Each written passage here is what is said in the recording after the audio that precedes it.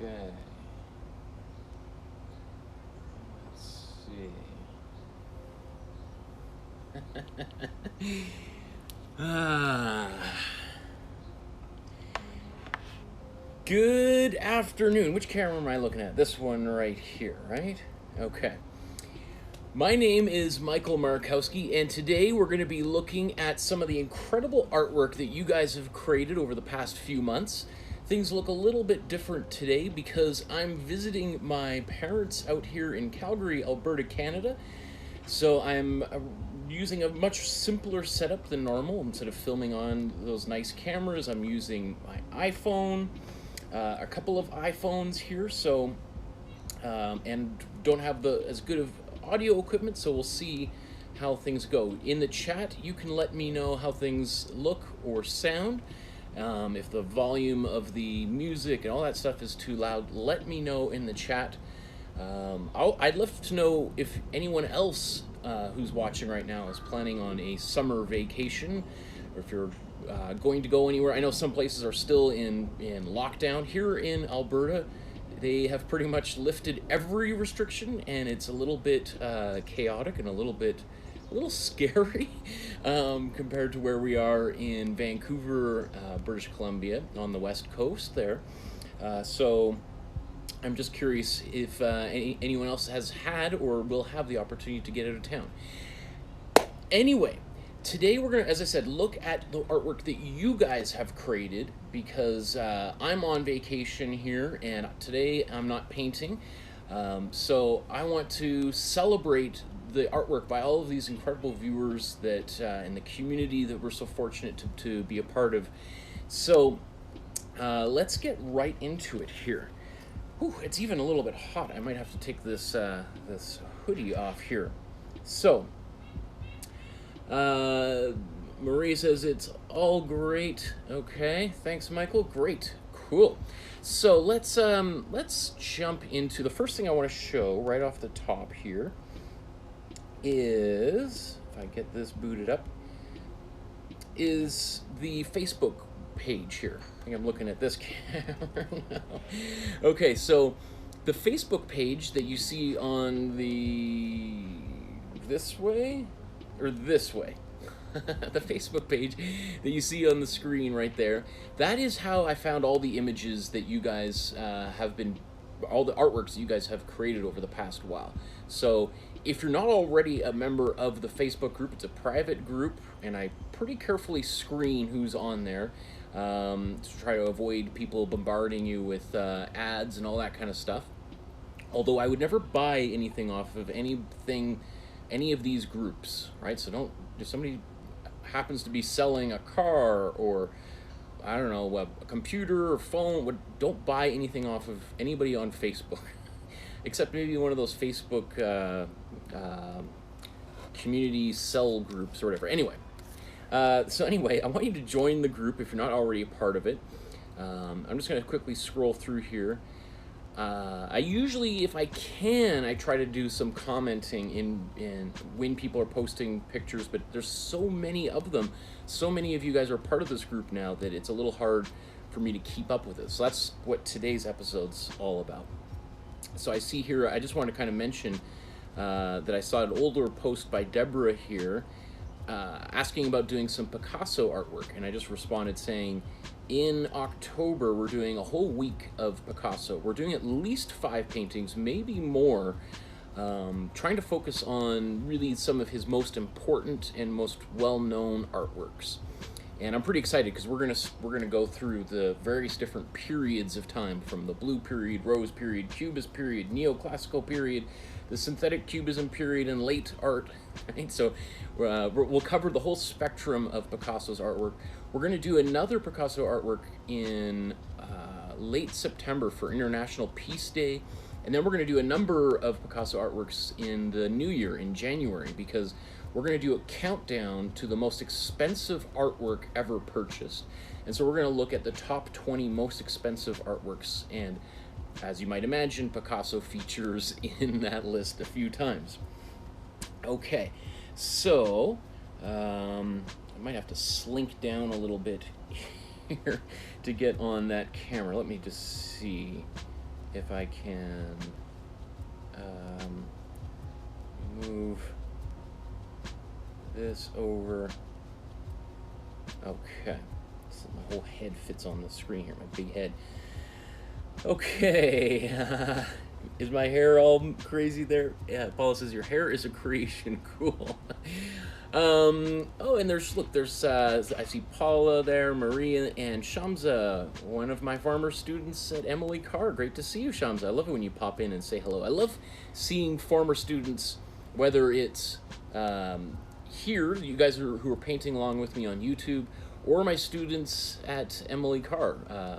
It's always cool to be able to check in with people every once in a while and see where they're at. And as a teacher, sometimes you work with people and then they go out into the world and they disappear and you're like, oh man, I always wondered whatever happened to that person. So great to see you there, Shamsa.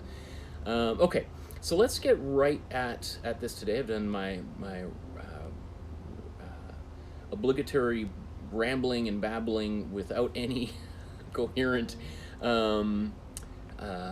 plan. Let's start that again. Let's try this. And where should we start?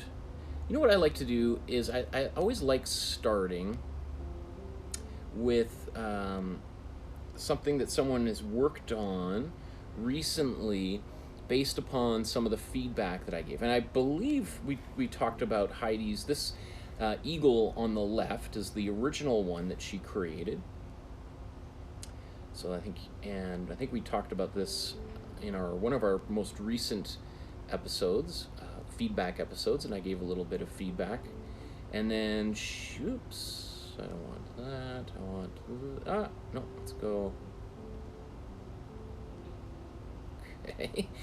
And then, so this is her updated version here, which is really a major improvement. Not that the original one was bad or wasn't interesting or ugly or anything, but it is, you know, there's little tiny things that we can do to make a painting better. And that's what I'm hoping to try to do throughout today's episode, is to try to provide you with a little bit of tips and hints that you can take your spectacular paintings and make them extra spectacular. Okay, so yeah, look at that. I mean, what a difference. I think also it looks like the color of the photos is slightly different as well, which is not surprising. But even just like the, you know, it seems like there's, that's gonna drive me crazy. I guess the background was changed and some of the feathers on the shoulder were done, besides the outlining on the beak. But wow, even just, I wonder if she did that background a little bit more. And cleaning up your background, because we'll look at a few different images as I was putting together the show, where backgrounds might have been a little bit of, you know, I always talk about how important it is to spend almost as much time on your background as it is to spend on your foreground images. And most people spend most of their time and energy on the face in the foreground, the vase of flowers or apples or house or building or tree, and then behind that tends to be sort of sometimes a not forgotten, but just less prioritized, because people think, well, it's not the central part of it, so I shouldn't spend as much time on it. But I think you really want to think of the whole painting as an overall composition, and even if you can even imagine that the face is just a part of it and no more important than any other part. Not to say that this is what Heidi's done here, but I just think, you know, going over, I think that little bit brighter blue also just gives it more energy. Anyway, let's move on here. I have a few things Heidi posted. I thought this was really sweet. She posted this on the Facebook group recently, feeling grateful for the opportunity to learn from Michael and appreciate all the amazing artworks posted here by all the other classmates. Encouraging, inspiring. Thank you so much for saying that, Heidi. I really appreciate the opportunity to work with so many different people and to see people grow. Today's episode, we are going to spend the majority of time looking at the artwork you guys have made, which is ultimately the goal of my goal for you, and maybe your goal should be your goal for yourself, I think, is the kind of artwork that you want to, you're taking classes and lessons because you want to be able to express yourself and what interests you, right? As opposed to what interests me. So I really appreciate that. Thank you, Heidi. I also want to share this, I think, because this is also very inspiring right off the top, is Heidi's cat passed away recently, and she decided to make this, I think this is, or no, this is the new cat that she got, right? Actually, there is a painting that she made. We won't look at it today because we won't have time, but of a painting that she made in honor of her cat that passed away. And I think this is so beautiful to make paintings of your pets, of your animals, friends and family. It really turns art into something that is useful and meaningful to you personally. So I think this is so beautiful. So I mean, I think I've got the story right, Heidi. You can correct me if I'm wrong in the chat there. And I just, let me see if I can, besides just being totally enamored here, if there's anything comments I could give since you asked for it in the chat. It's hard to say because, yes, we could make this painting more realistic. We could add, because I doubt the cat is purple and pink. So we could have obviously add browns and blacks and oranges and all those other colors that might be in the fur of this cat. But I have a feeling that that's not really important for this particular artwork, right? I feel like this is a slightly abstracted from reality and intended to celebrate this this beautiful creature, right? And maybe highlight colors that might be there but in small quantities and exaggerating those colors, which is, we've talked about many times, is, I think, is great because that's where we see your own personality as an artist come through here. And so what could I say? I don't know. I think I would leave this painting like it is.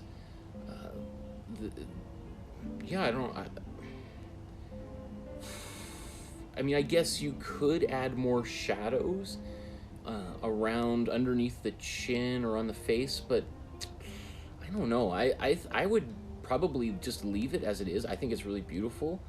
I mean, if I was to really search for things to do, it might be because the cat is obviously sitting in some sort of like a field or some tall grass. So you could maybe extend this to make it quite clear that it is behind, like I'm sitting behind a table and the bottom half of my body is still exists.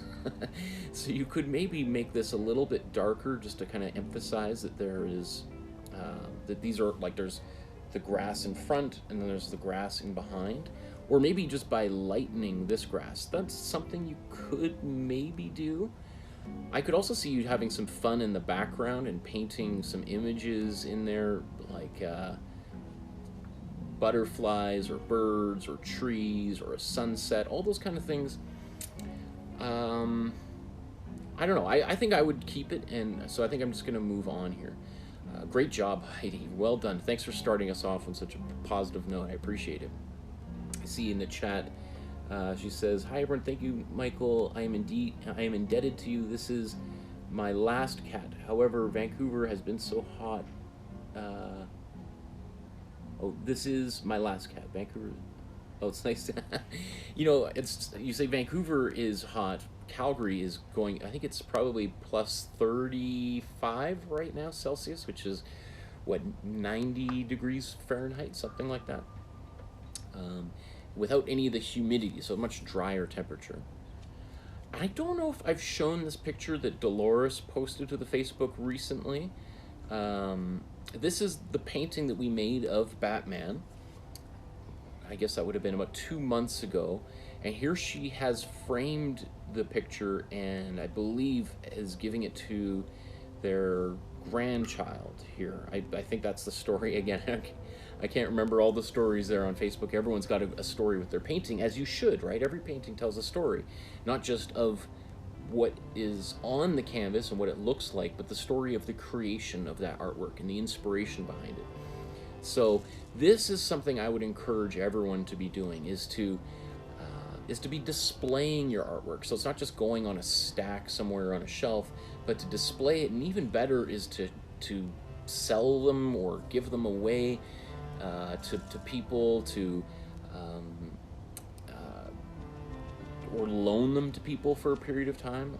That's also a possibility. You know, you might say, oh, if somebody says, I really like that painting, you'd say, oh, well, you could buy it for $200 or $300. And you're like, well, I don't have the money. Well, how about why don't you want to borrow it for a few months?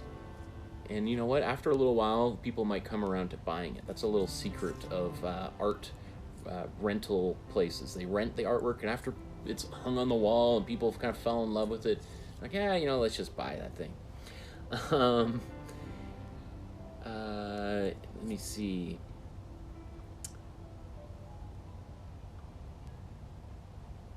I see Deborah posts, or sorry, Heidi says, is my cat in the first photo and the paw prints when she passed? Okay. And Deborah says, hi Michael, there are 2 Deborahs in the group, and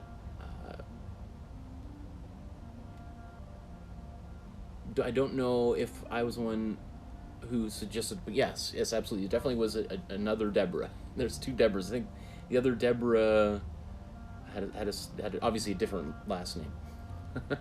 Okay, so let's move on here. I just want to also, next up here, is to show, oops, I want to talk about, and just quickly look at a bunch of the artwork from our Intro to Painting class here. And, well, or previous artworks that have been created outside of, or that we may have already talked about, whether it was in the Intro to Painting class or previous Master Study or Paint the News episodes.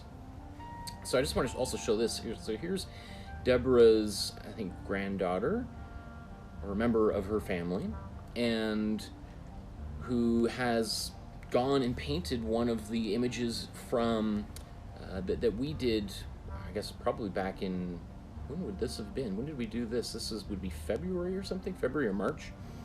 And then here's the resulting image that she created. I think it's so beautiful. That makes me so excited to have like the younger generations getting into this and painting along with family members and painting the same things as family members. If you recall, this one was one of the more difficult paintings that we did. To my own surprise, as I started working on it, like, whoa, there's the complexity of color painting underwater, which is not something I've done that much of, really surprised me. So I gotta say, Deborah, your granddaughter here is a rock star. This is amazing. I think you did a really nice job. Really nice colors in this turtle. I'm really, really pleasantly excited about this. So I'm going to continue on here. This is Gemini posted a drawing that they did in the drawing class. Now, I don't remember teaching anyone how to do this particular drawing, so I imagine this is something that, again, they've created on their own based on, I think, our figure studies, I think, right? When I was showing how to do proportions of bodies. So that makes me really excited. That's really cool. I love when people are doing the drawing class. I think I hear from people all the time in the painting class that doing the drawing class was really helpful. It really helped them understand the structure of, like, particularly figures and also landscapes as well. That when you understand how to draw something, I think it makes it easier to paint it, because it's not just random brushstrokes and color. I could imagine some people might think what we do in the painting class is a little bit like paint by numbers. So if you understand a little bit about how to draw the forms inside the painting, then I think that'll really inform the painting process. So anyway, that drawing class is available to everyone who has an internet connection. It's free, it's on YouTube. There's a link in the video description below to that. Let's continue on here. So this is a painting that Josh did based on the Matisse painting from one of our very first classes in the How to Paint series.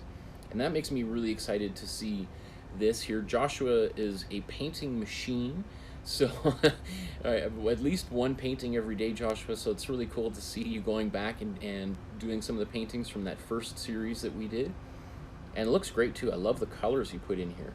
Obviously the version that we did was a very simplified version. I often think to myself, many of the paintings we did in that intro to painting class, if we were to do them again, I'd probably spend twice as long painting them, because originally it was just using them as simple compositions that we could use to learn the basics of painting. And then as we've progressed, I'm like, wow, I'm getting into this. I want to do as good a job as possible and show basically exactly how Matisse or any of these other artists would create their artworks. So great job, Joshua. Here's Lisa Marshall, a relatively new member of the community here. Did the polar bear, and that is awesome, Lisa. That is really cool. Great job. I love it. Actually, there looks like there's some possibly little bits of grayish purple and blue in the fur here, which is really nice. You did very, very well in creating the depth behind the paw and in the background. Great work. Beautiful. I'm going to keep on going here because we've got lots of work to see. So, you know, I'd love to be able to talk about everyone's artwork for 20-30 minutes each, but as you know, I can power through here. Here's another new member of the group here. Here's Maria, and you'll see Maria's gone and done many of the early paintings from that intro to painting class, and then looks like she's caught up and is painting along with us in real time, which is fantastic. That's, you know, in many ways, just diving right into something and being fully immersed in it is really one of the best ways to learn something. The analogy I would use is learning another language, right? It's really hard to learn another language when you're just sitting at home, and then you go out to the grocery store and everyone's speaking English, and then you go back to your home and you watch another couple of hours of Spanish or Mandarin or whatever. Whereas if you flew to that country, got off the plane and had to interact with people, you're forced to learn very fast, right? So anyway, great job. These look fantastic, Maria. Great places to start here. This is the Gustav Klimt that she did. Beautiful work here. I love the hair. I love how the hair radiates outwards like that. I don't even know if I did that on mine. I think mine was a little bit more, and Gustav Klimt himself, but I think that works really well. It's got this kind of sunburst pattern here. Here's her version of the Mary Cassatt painting, the woman holding a fan or with a fan. Also some interesting choices here with some pinks and reds in the bottom. Very cool, because I think, if I recall, these were different. This is like a brown, perhaps. So lots more color in there, which, you know, I love color. I'm all about the color. Here's her version of the Matisse. Look at that. That's cool. That is very nice. Very bright colors in there too. Very, very solid paint, which is, I really like personally, just my approach to painting. Here's her version of the Whistler's Mother. That is cool. Look at this. It's a little bit pixelated as we zoom into here, but I'm sure all those details are there. Wow, that's great. Look at this. I don't have anything to say about any of these so far. That looks really great, Maria. Here's her. I don't know if this was in one of our first classes when we were talking about warm and cool colors, but this ball, really well done. We've got a really nice kind of highlights and then shadows on that side. You'll have to forgive me because I'm just going to power through these, Maria. But here's the Amanda Gorman painting that we did, the poet. This is one of the very first ones, or maybe it was the first that we did for the Paint the News class, which I'm so excited about. I can't, I've got a bunch. I'm going to blow your mind as we move into September and October with Paint the News, because there's some fun stuff coming down the pipelines for that. I won't even mention it yet, but I've already got some celebrating some anniversaries for some important moments in history that I think we're going to have some great fun with. So anyway, that's my little teaser for that. So remember to subscribe and hit the notification bell so that when those videos pop up, you'll know when they're happening. Because I know not everyone is a member of the Facebook group too, right? There's a lot of people who are on YouTube that refuse to join Facebook. I totally understand. The only reason I only really use Facebook these days for this class, and it's really the best method I can think of for us to have this type of community. Anyway, this is her version of Mona Lisa. That is so cool. Way to go, Maria. Look at that. Yeah, look, I mean, great job. I would say this color here on the bottom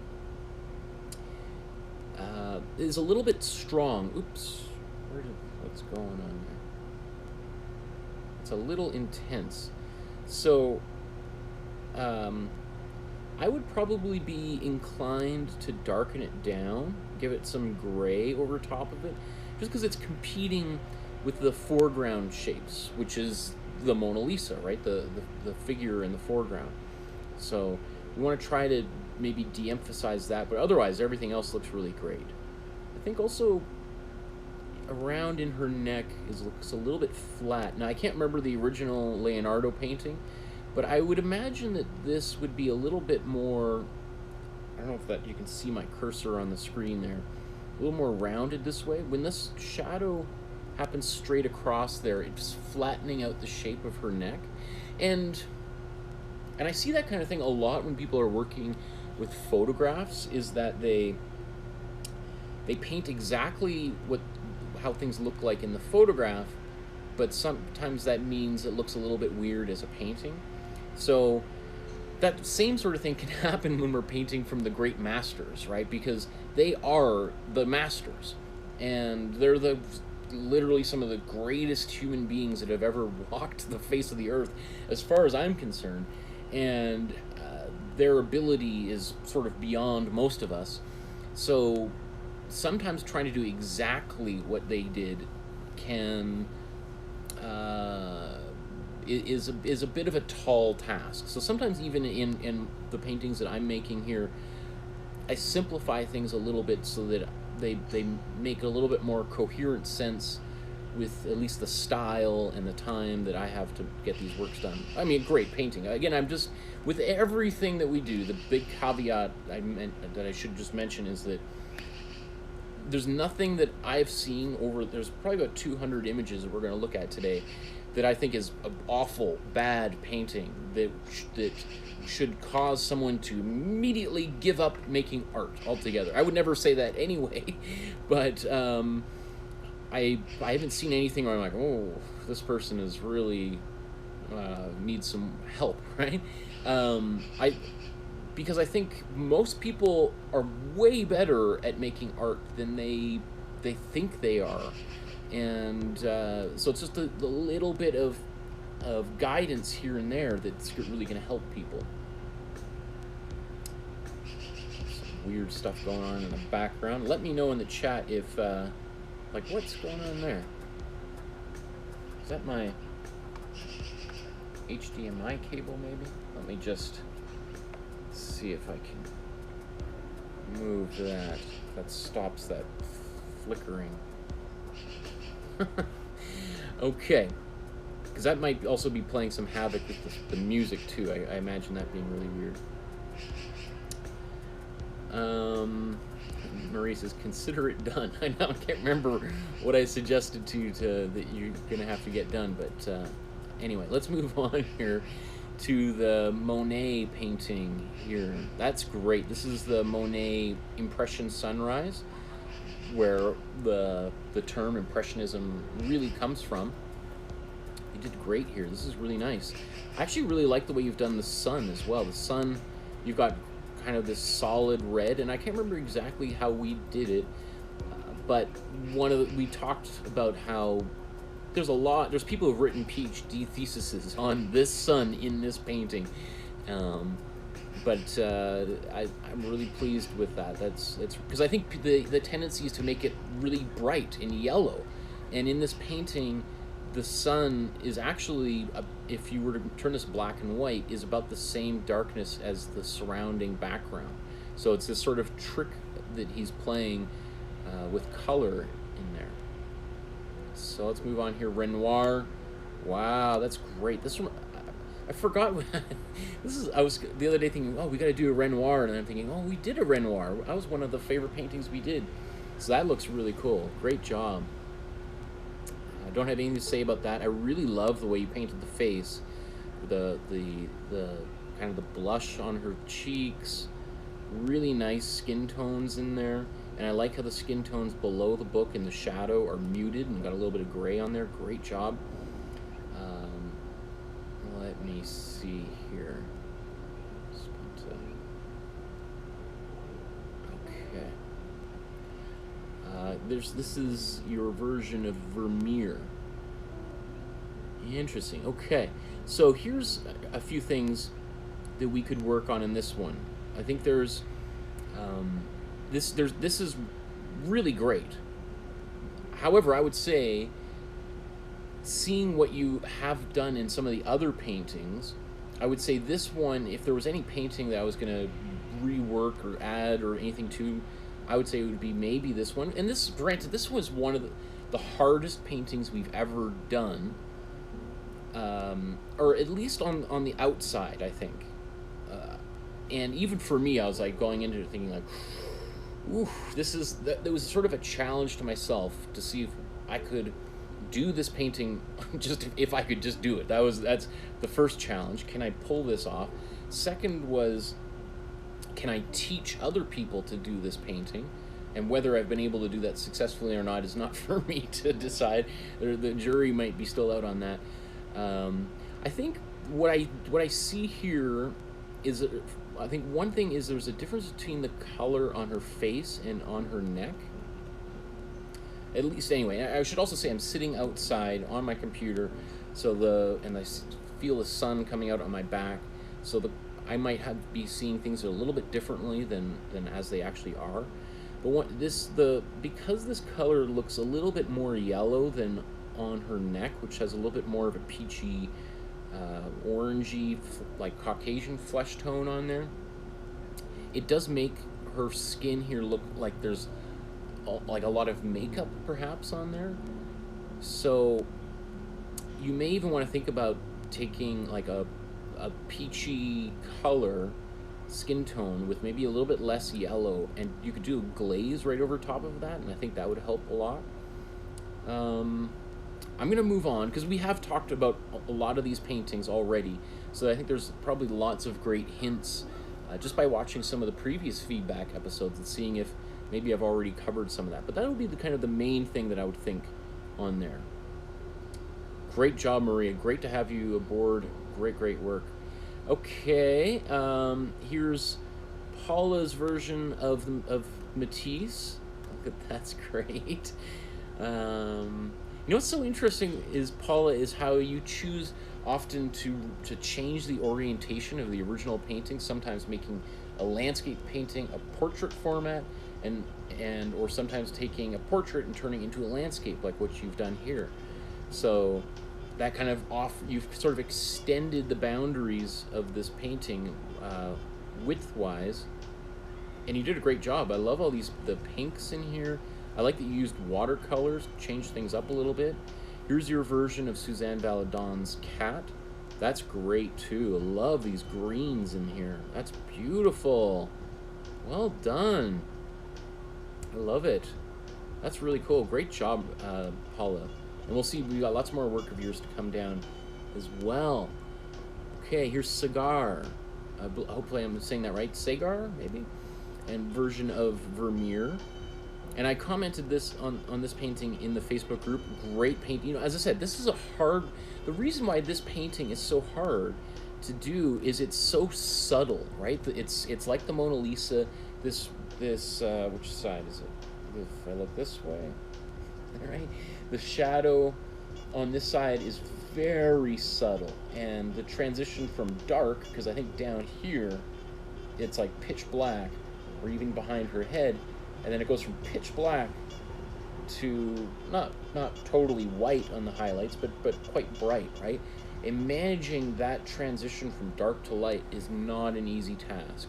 So it can be hard to get those subtle kind of shadows, which you've done masterfully here on the left side of the face, I guess we'll call it. I think what I said in the chat is that there's this highlight on her jawline right here is a little bit too bright, and that accentuates her jaw and makes her look maybe a little bit more masculine than she originally was. But I mean, literally, you could just glaze a little bit of right here, darken it down just a tad, and I think that would be it. But great work, and great to have you participating in the class. Thank you, Sagar. So well done. Okay, let's move on here to just a couple more. Here's another new member of the group. Here's Susie, and here's, if you recall painting this one, everyone probably remember this. I think we did this on maybe our very first class or our second class, and this is how come I can't remember her name off the top of my head? It's gonna drive me nuts now.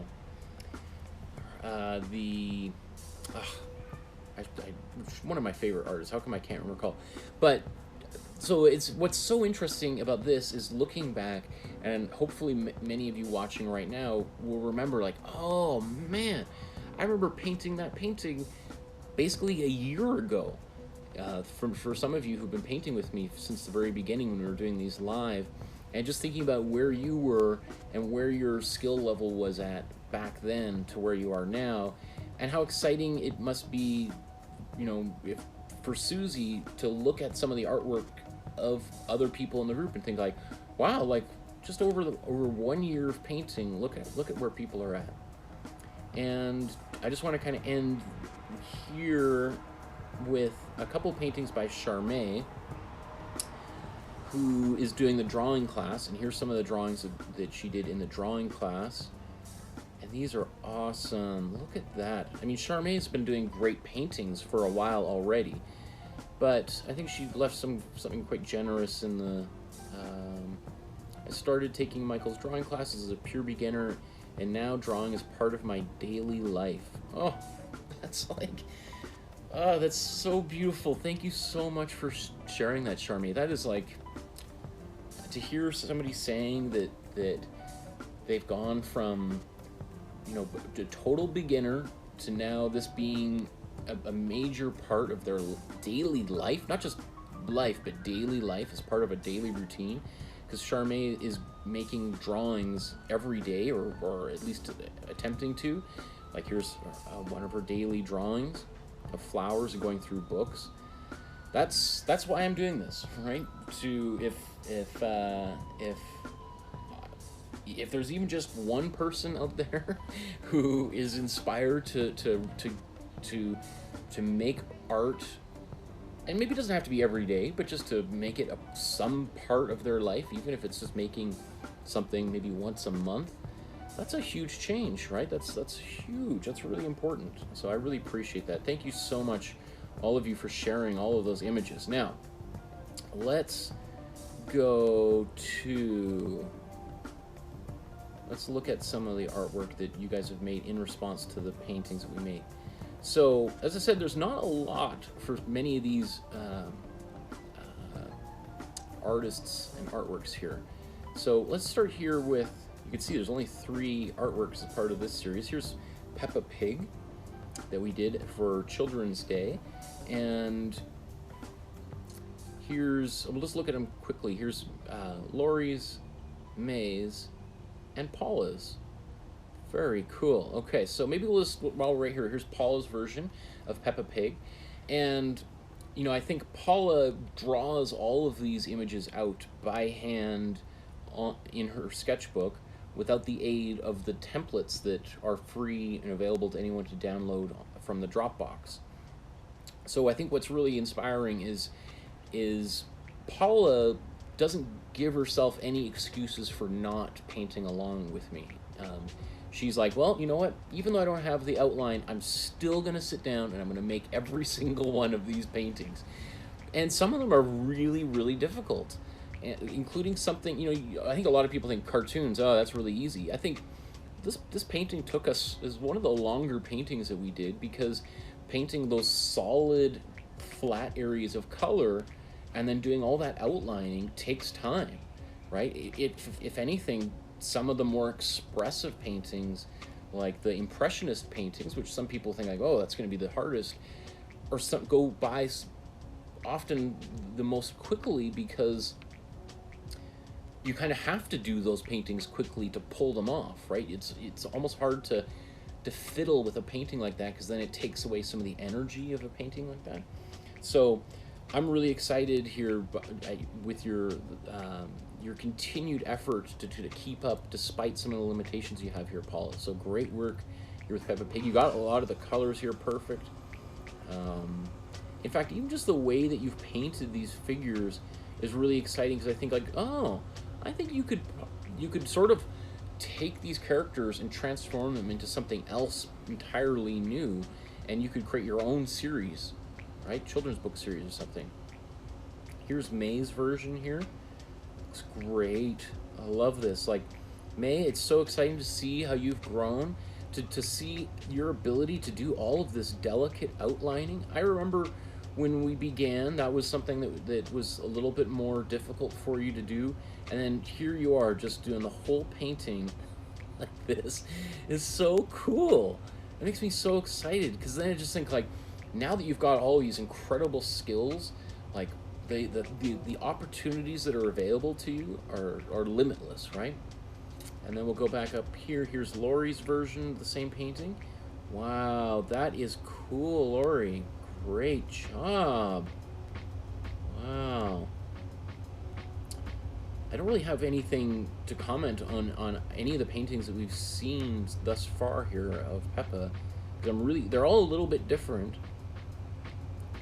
But yeah, you know, tiny little detail. I might add a little line here on the wall of this building, just to suggest. I think, is there? Maybe it's not in the original. I don't know. To suggest that this is a different plane, that there are different surfaces, and that's a corner of the building. But maybe it's not in the original. Maybe I might even have mentioned it, and I would have imagined I would have painted that, but it's possible I didn't. Sometimes when I'm so close to this painting, when it's right up against my nose like that, I don't see those details until later on, so I'll have to take a look at it later. I see Maria says, I really struggled on the Vermeer painting. And Ace says, I love your class. You make life great. Thank you very much, Michael. Thank you so much, Paula. I really appreciate you saying that. That's very sweet. Oh, my goodness. I'm so blessed to have so many wonderful people that have come into my life over the past few months, or year, I guess now. Goodness, we're almost at the year anniversary since I started these painting classes. That was September 15th when we began. So it seems like it's, you know, it's one of those things that sometimes seems like it was just the other day, and sometimes seems like it's been a long time we've been at this. Let me see. Here we go. Come on, let's go there. Post it. Okay.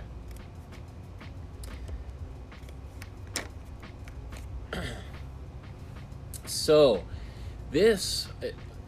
now we're going to transition here to talking about Agnes Pelton, who this is the only painting that we have done, or at least that I have done, where I had to stop halfway through and call it a day and come back the next day and redo the painting because essentially I was trying to use one method of painting, and this is the beginning of a huge heat wave we had in Vancouver earlier this year, and the method that I was using just does not work in a really, really hot environment. The paint was drying too quickly, and the various different strategies that I was using up until that point were just not effective. I was trying to do large areas of blended paint, and because when you're painting with a lot of paint in a hot environment, that paint is going to evaporate or dry very quickly.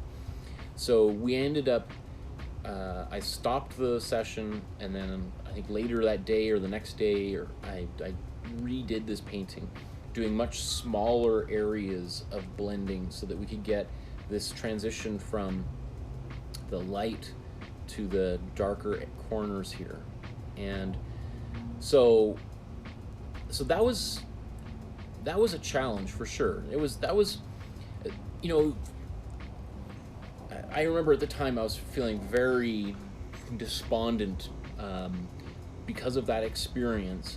But I think what was great about that is it was a good reminder of what, probably many of you feel when you're painting along with me sometimes, is there's that feeling of just like, oh, God, goodness, this is a disaster, and I'm going to give up, and I'm certainly not as good as I thought I was. Here I was thinking I was doing pretty good, and then here it all falls apart, and boy, oh boy, like, so that was, I came to understand, it took a good 24 hours, but I came to understand that's like a really important kind of feeling to have, at least for a teacher, to remember what it's like to be on the other side of things, and when things aren't going right and struggling and you can't figure out what's going wrong.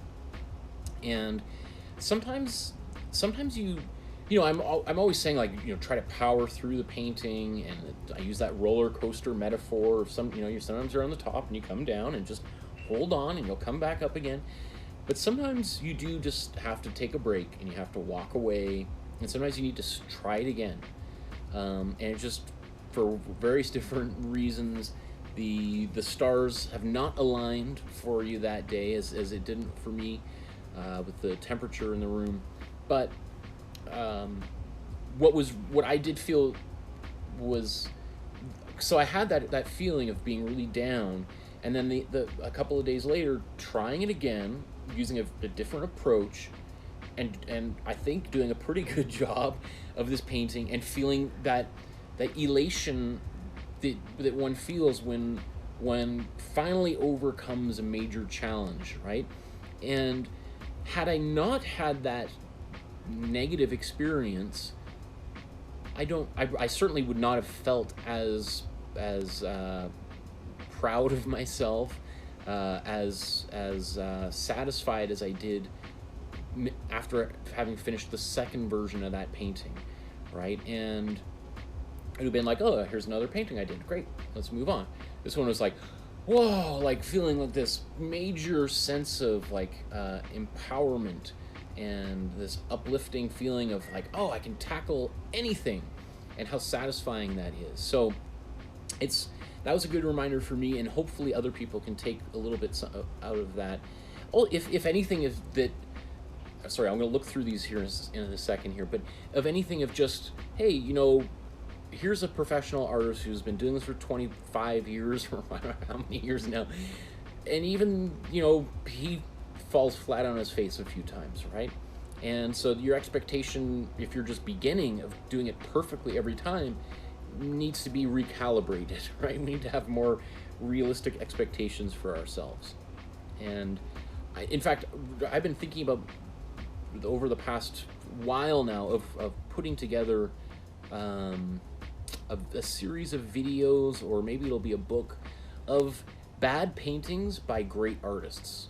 And because I think that would help remind people that, you know, some of these people that we consider a master, whether it be Van Gogh or Agnes Pelton or Picasso, Matisse, all these other great artists, you know, often 25% or more of their art is not that great, right? We have the benefit of seeing, you know, the hit singles, you know, on the walls of the Museum of Modern Art or the Louvre, but there's a lot of other stuff that is, you know, in someone's kitchen or bedroom, that they're like, oh, this is an original Leonardo. He's not the best example because there's not very many of his left. His hits have survived, but whatever the minor paintings he did, a lot of them disappeared, probably for good reason, right? And if there was a lot more bad Leonardos floating around the world, maybe we wouldn't think so highly of the you know, the Mona Lisa or Last Supper, etc. Okay, so rant over. Let's get back to the task here.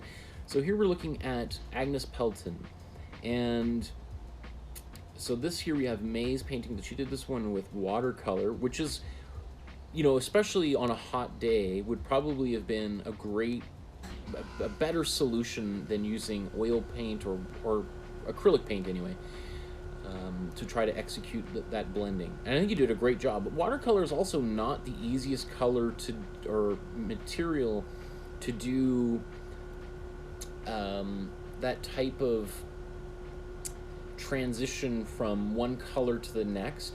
You can do it, but like acrylic paint, you might have to do one wash, let it dry for a few hours, do another one on top that's very subtle, so you can end up putting many layers of wash on top of there. Great job, love that. I don't really have anything to add to it. I'm really happy with what you've done. Wow, here's Laurie's version. That is cool, great job. What can I say here? Well, I don't really have anything that I can add. I think that looks great. Especially the transitions from light and dark, I think work really well. There is a little bit of these harder edges here, which I don't know if they were in the original or not, but I don't mind them in here because it does make it look like it's this trumpet, or I think, or a hat, or that's projecting light down. Remember, this is, I think it's called The Memories of My Father, so it's in honor of her father. Wow, totally different. Here's Heidi's version of the same painting. Really nice job of this blending going out there. Very cool. You know, it's also worth thinking about that there's very few instances, even in nature, where we see really smooth transitions from light to dark or dark to light, or from one color to the next. Often there is an area where almost the color or the light falls off quite dramatically, or not even dramatically, but that it doesn't just continue endlessly to blend together. So things like this, and I don't think mine was perfect either, right? Or things like this here in Laurie's, and a little bit here with Dolores. Things like that might feel frustrating in a painting, but it's also important to realize that's kind of how light behaves. Often we have these, and you could, if you just start thinking about it and look around, you'll be hard-pressed to find many it's not that there aren't, but I would say they're more the exception than the rule. This is really nice. Again, great job, Heidi. I don't think I can recommend anything here. I mean, if any, I guess you could continue and make the edges even darker blue, but I think it's fine. Wow. And so I love seeing these all side by side because it's so interesting to see how different each one of these is. Very cool. Yeah, I mean, great transitions here. It looks like you use almost like a bit of a kind of a circular scrubbing technique in there, and that works really effectively. And again, like all of these paintings, we're talking about the masters, the greatest artists of all time. And Agnes Pelton, I mean, she's got to be, like, if not one of the best artists who ever lived, in doing those very subtle transitions of light and color that I've ever seen. Like I honestly, there's an exhibition of her art that might still be up, or might have recently closed, somewhere, I think in San Diego perhaps, or maybe it's Texas, I can't remember. I know they're nowhere near one another, hundreds and hundreds of miles away, or kilometers, I guess, as well. I've been to both cities, and Texas is not a city, but I've been to Dallas and Houston and San Antonio and stuff. Yeah, I'm sure there's an because I know there's a lot of articles out there on her work recently, and she definitely is someone who is owed their due, and so it's great to see people paying closer attention to her work. So all these are great works. I don't have anything to say about Agnes Pelton there. You guys took on a great challenge and you rose to the occasion. So now we are going to go to Superman. Oops. And things are always a little bit clumsier here on my laptop than they are on my desktop, or maybe it looks perfectly fine. It feels a little bit it's just different, I guess. Different way of doing this live streaming here. Gotta keep my throat moisten my throat here, otherwise I'm gonna lose my voice talking so much. Okay, so let's look at these all together, and then I'll dial in here and take a closer look.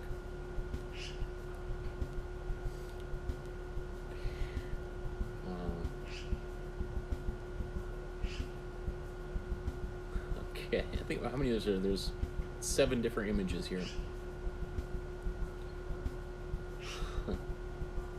Oops, sorry, I'm flipping a little too quickly.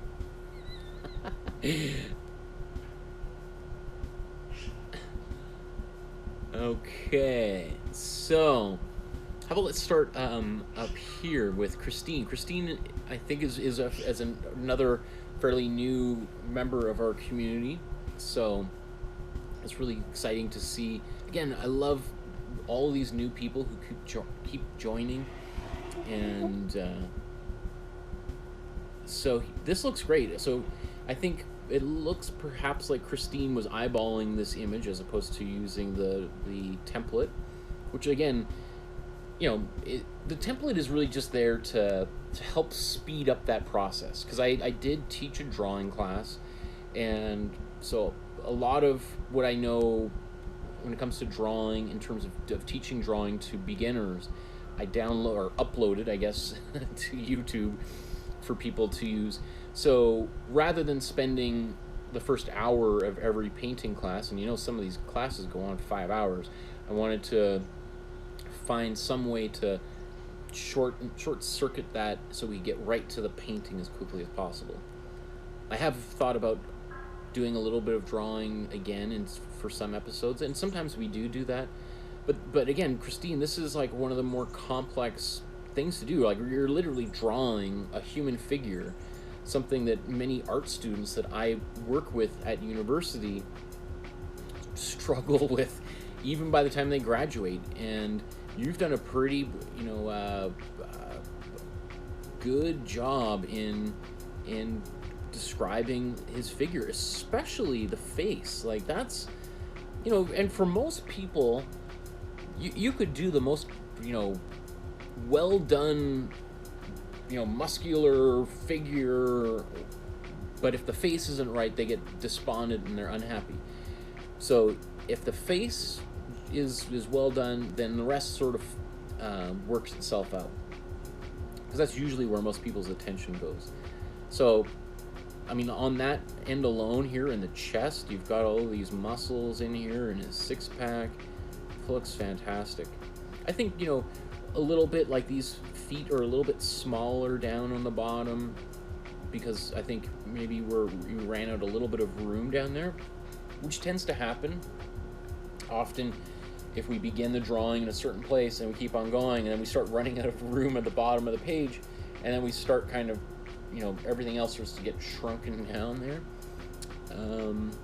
But I don't mind. I think it's great, and also a little bit different way that you did the explosion behind there. That actually, you know, it's really nice. Now that I'm looking at it, I can see that you've got this like radiating lines coming out, which is something I don't think I did, but that gives it a lot of energy, right? We really feel the of light coming in from behind. So that is really smart. Great job, Christine. I'm going to move on here because we've got a lot to look at here. Here's Deborah. Deborah did this one is my 6-year-old granddaughter, Morgan. So I think that was Morgan who also painted the turtle earlier. Maybe you mentioned that in the chat. That's so awesome. I love that your granddaughter is painting along with you here, Deborah. So that's Morgan's version. And it looks like she added a beard to him to turn him into Super Papa. That is so funny. And then here, I guess, is this Richard? You've given the white beard here too on your version with a drill and a hammer. I love it. That is so great. It's so fun. It's so fun to see you incorporating, like turning an image like this into family member or beloved person, especially like a Superman character, right? Someone putting their face on there, I think is really, it's both like really funny, but it's also, it works really well, right? Like, I bet you he was probably really like honored and quite pleased and humbled by something like that. That's really cool. Often we don't get, you know, if you think about in terms of history, you know, before cameras existed, people would make paintings or get paintings done of themselves, and here, you know, that's a very infrequent activity these days, right? So it's really cool to see, you know, so often we don't have the honor of being painted by anyone anymore. So when it does happen, it is, you know, quite surprising and exciting. And we'll look at a few commissions that people have done here shortly. Great job. I'm going to move on here. Here's Dolores's version. Wow, Dolores, look at that. That is sharp. So a lot of tiny details in here, and you really knocked this one out. Fantastic. Looks really bright too, right? Like, it really has that energy just popping off the canvas. Great. I wonder maybe even if you just painted directly onto a white canvas as opposed to putting that yellow down, that might also account for some of the brightness of that. And we've talked about like why I tend to use that warm yellow as a background color as opposed to just painting on white. For something like this, obviously comic books, you know, well, I guess if you go back to older comic books, were printed on a bit of a yellow newsprint, and then nowadays are printed onto white paper, but to get that a little bit brighter colors. But I've just different ways of approaching painting, and my goal is not to tell you how to paint, and that mine is the only way to do it, is just to provide you with, because I also try to think I like to think that I'm covering as many different styles and techniques as possible so that you feel comfortable in exploring and trying different things on your own, right? Great job. Here's Gemini's version. That is cool. Again, very different. Getting a little quite bright light behind me here. Wow.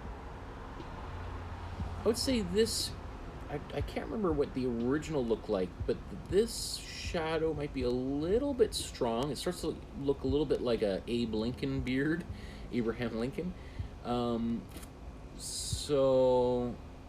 But, you know, I don't mind that so much. I think it works really well otherwise.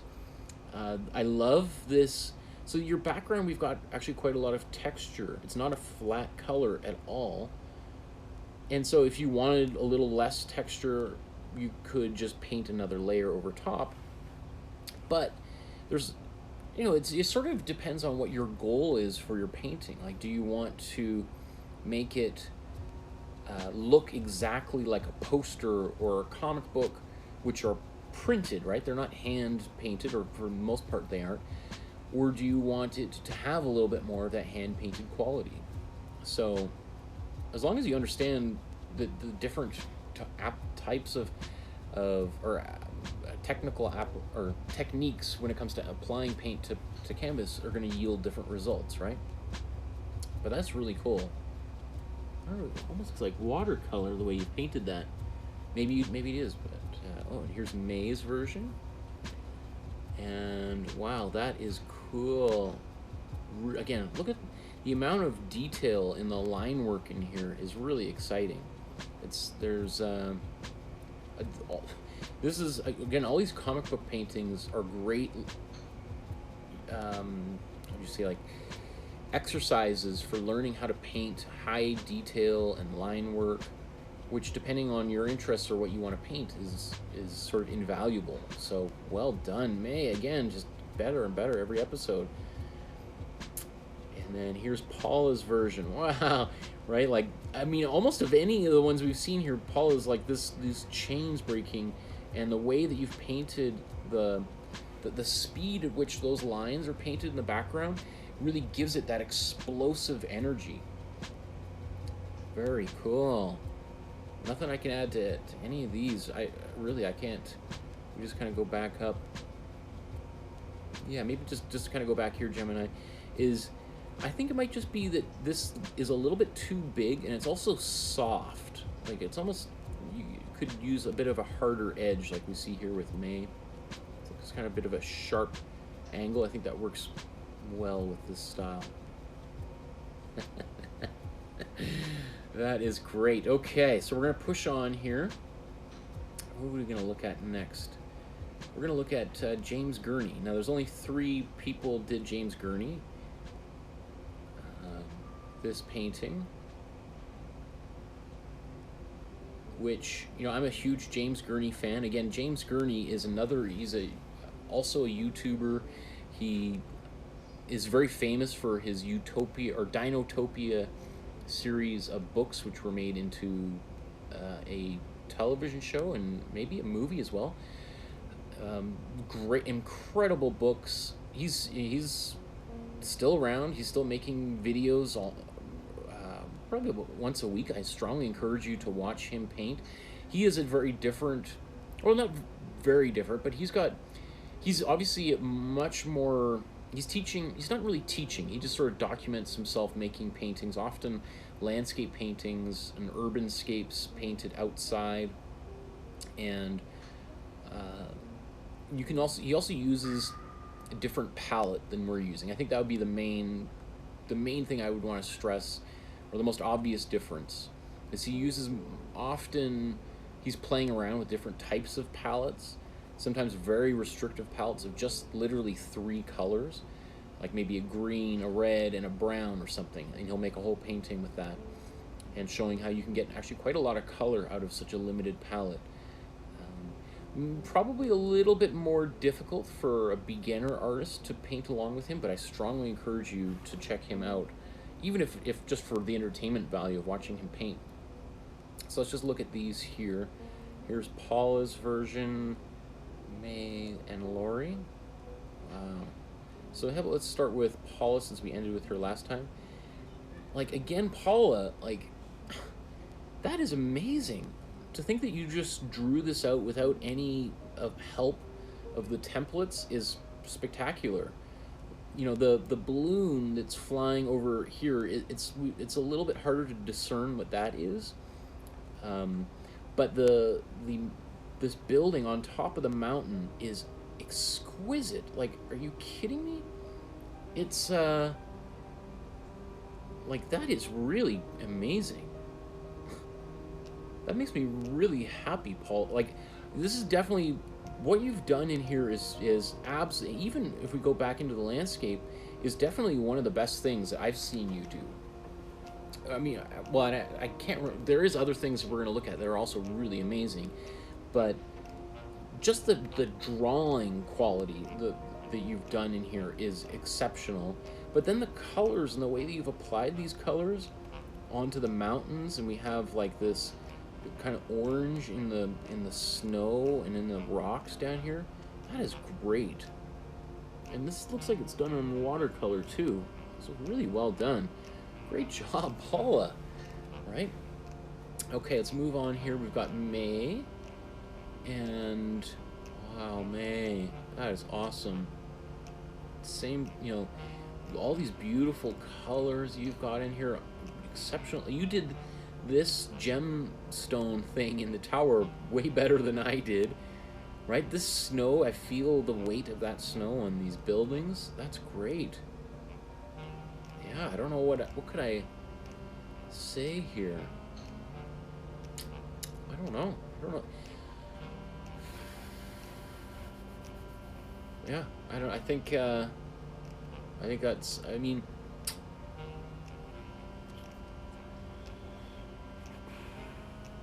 I think if I was to offer a little bit of feedback, what I would say, I mean, there's a bit of like outlining around here. Again, this is really specific, but I think we want to help emphasize that this one mountain is closer to us and is standing higher and separated from the background. And there is, it kind of blends out a little bit, which could, rather than this part here being the highest peak around, it does almost kind of look like it's a ridge that is disappearing back into the horizon and then potentially connecting with some of the stuff back there. So the difference between it going up and going backwards. Does that make sense? It's a very small detail here. And again, I'm just nitpicking because I just want to try to be as honest with you guys as possible, because that's often how we grow, right? So the way that I would do that is maybe get this, I think this is a purple, and maybe even a purple, and I don't even know what color I used here, but having a little bit more cool blue in here I think would also help separate these warmer blues from the background, because I think this is this purple, and the purple is sort of a neutral color. It's sort of, you can make a cooler and a warmer purple for sure, and I think you do have a bit of a cooler purple here, but I think it could be cooler. It could be cooler, dude. So that would be the one thing to create more of a separation from this mountain in the foreground and the background. I'm gonna move on here to finish off with Lori's here. Wow, that's great. Well done. Yeah, I think, you know, so you've done a little bit what I was just talking about, is helping to make a little more separation. And I think even May, yeah, like those, yeah, these rocks also, that works really well too, because we don't see that in the background. And I look at Lori's here. You did a great job, Lori. These mountains in the background, like I was rushing to kind of get through because this is a little bit of a longer painting, and I think you've done a really exceptional job. It does look like they're poking through the clouds. The other thing I would say is you did this air balloon better than I did, for sure. One of the things that drives me crazy when I look at mine is I kind of missed this dark area underneath the balloon. When I look at mine, I'm like, ah, how did I miss that? And these sandbags and the fan on the, or propellers, I guess, on this fantastical ship, you did a great job at. Like, I almost wonder, is your canvas the same size as mine? How did you manage to get so much detail out of in that same surface? That is so cool. Well done. And the rooftop, beautiful colors. I like, it looks almost like you've done a little more detailing on there. Wow. And I don't think I even put a person on there. So great job. Well done. So I think, you know, there's definitely, you know, I invite other people, you know, because some of these you're going to see have very few people that tackled these subjects or at least they're uploaded to Facebook. I know I hear from people all the time who say, I paint along with you every episode, but they don't upload their paintings to the Facebook group, or they only upload the ones they're most happy with. Because I think, you know, understandably, people want to only show the work that they're most proud of. I would also say that in terms of, for our context, probably the paintings that you struggled with the most are the ones where I can help you the most, right? Because that's where I can give you feedback. You know, when I see all the great paintings everyone's done, it's like, wow, these are brilliant. But there's what can I really say about great paintings like these? Besides, like, amazing job, which feels great. But, you know, if you really want my help, then maybe uploading some of the paintings you're less confident in might be a suggestion. So here's another example of this. I can think of 2 people I know who did this painting but didn't upload theirs. One person who's not on Facebook. But so here's the Miriam Shapiro painting, and you recall I did this painting 2 different ways. I did one like this where I painted the whole thing, and I did one version where I used collage with fabric that I glued in, which was exactly what Miriam Shapiro did herself. And not that one way is better or the other. I think because we'll look at here's Heidi's version and here's May's version. The only 2 that I received. Maybe there were more on there I didn't see. Sometimes people post their versions of the paintings to my original announcement of the upcoming episode, and I didn't double check those today, so maybe there's a few extra ones in there. But you know, this getting the outline of this shape on here, like, I'm really proud of you, May, for doing it. I think you mentioned in your post how it was technically a bit of a challenge, but having said that, I mean, you only have to look at the painting itself to know how successful it was, right? Like, it's definitely a very different approach to painting than we've done in many of the other episodes. But I think it gives it something that is so unusual and so different that is obviously one of the reasons why Miriam Shapiro's work is beloved by so many people. Is obviously she also didn't take the easy route out. She was doing something a little bit more challenging, a little bit more difficult, and which makes her work stand out as being very unique. So that turned out great. I love all these patterns and the clothes. Right? Like, if I look at it, like, what did you actually paint? Like, it might be just the hands, shoes, faces, heads, hair, and then maybe that's a painted line. I mean, like, that's even more than I think she did. Maybe, but well done, May. Wow, that's great. And let's take a look at Heidi. So Heidi did the sort of the opposite. Did the whole painting as a painted version, which again I did both of them. So I'm not privileging one or the other. I think I ended up I really focusing more on the entirely painted version, because I knew most people would probably not do the full collage version. So this is an invitation to anyone who's watching to consider going back to this painting. You can obviously just skip over the places where I'm doing collage if you just want to go right to the painting, or vice versa, just watch the collage aspects of, because I show how I cut the fabric out, you know, by cutting out of the template and then tracing that onto the fabric and cutting it out. So you can see exactly how I did it. A few things that I think work really well in this painting, and I think it's a little bit different than Miriam Shapiro's, but I like this idea here, Heidi, of outlining, you know, some of the parts of the bodies with a little bit of white to help them separate from that background, because that background, I think we can all agree, is very busy. It's a very busy background, right? And it you know, Miriam Shapiro is a master for her ability to sort of manage those intense patterns and textures and still create an image which is decipherable as two people walking together, right? This was our Father's Day episode as well, by the way. I think it's father and daughter, I think it's called, or I think it's her husband and her daughter walking hand in hand here.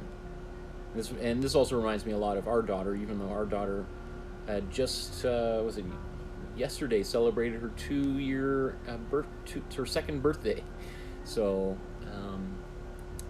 and more looks like, you know, a child about to run off, and you're just straining to hold her back. So yeah, this painting is very meaningful to me as well.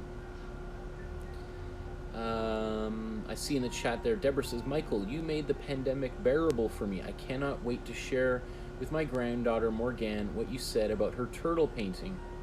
Absolutely, she did a great job. She's well on her way. She'll be teaching this class here by the time in a few years. So she keeps up at her pace.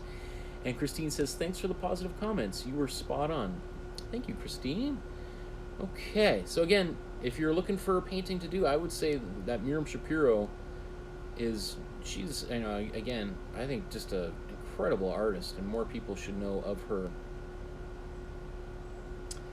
So where should we start here? So let's go to the Jared Sokoto, the famous South African painter that we explored. We also, I did this painting also for Father's Day. I don't know if maybe this was the one we did on Father's Day. I did a number, I think 3 or 4 paintings for Father's Day. So let's go through these together here. Paula, here's Maria, May, and Gail did something a little bit different, so we'll talk about that too, because this is another Sokoto painting. So here again we have Paula drawing this out all by hand. That's great.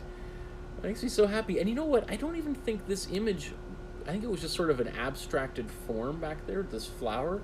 But I love that you put a little flower in there. That's great. Look how happy everyone is in this painting. This little child there smiling. Everyone's smiling and happy. He does look a little bit like, oh, this is, what have I gotten myself into? Having a child, right? But that's great. Or it's called The Proud Father. Yeah, that's right. I like how you've labeled the title of the painting there. Very cool. Way to go, Paula. What can I say? I mean, the only thing, in the original, he does have a little bit more of a shadow in behind, but I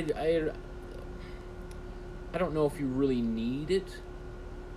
Like, I see you've done these little hints of shadows, which also works quite well.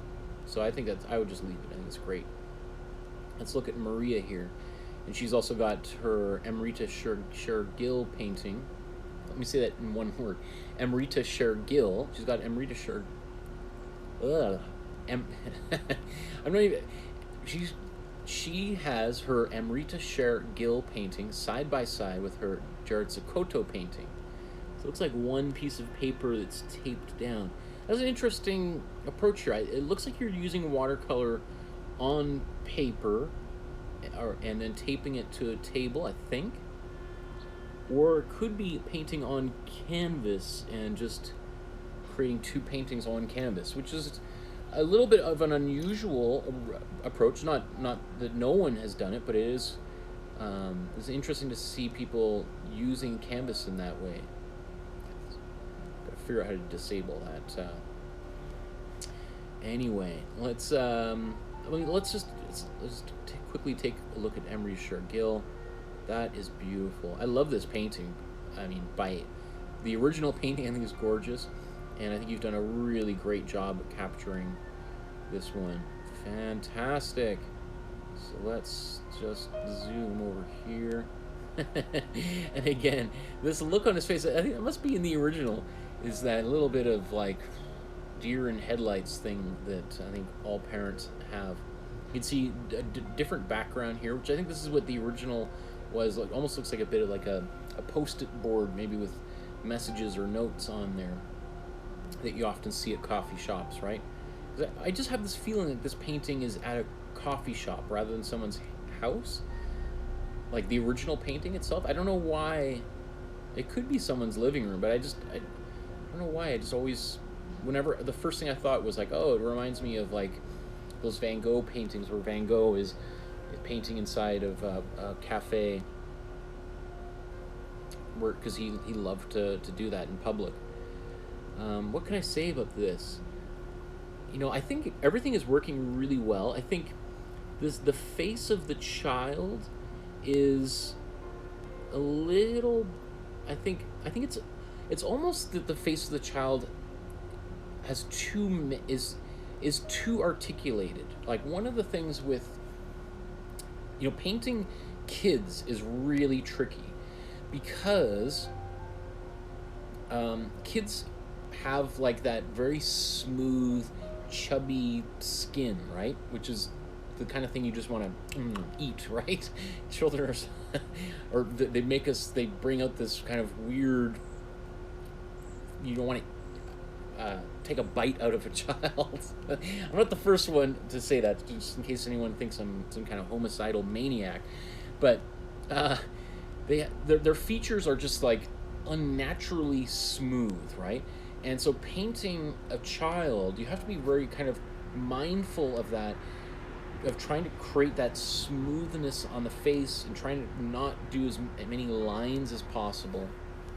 Otherwise, it starts to age the face, right? So, which can make it difficult if you're doing like a very brushy technique and you're painting a child's face.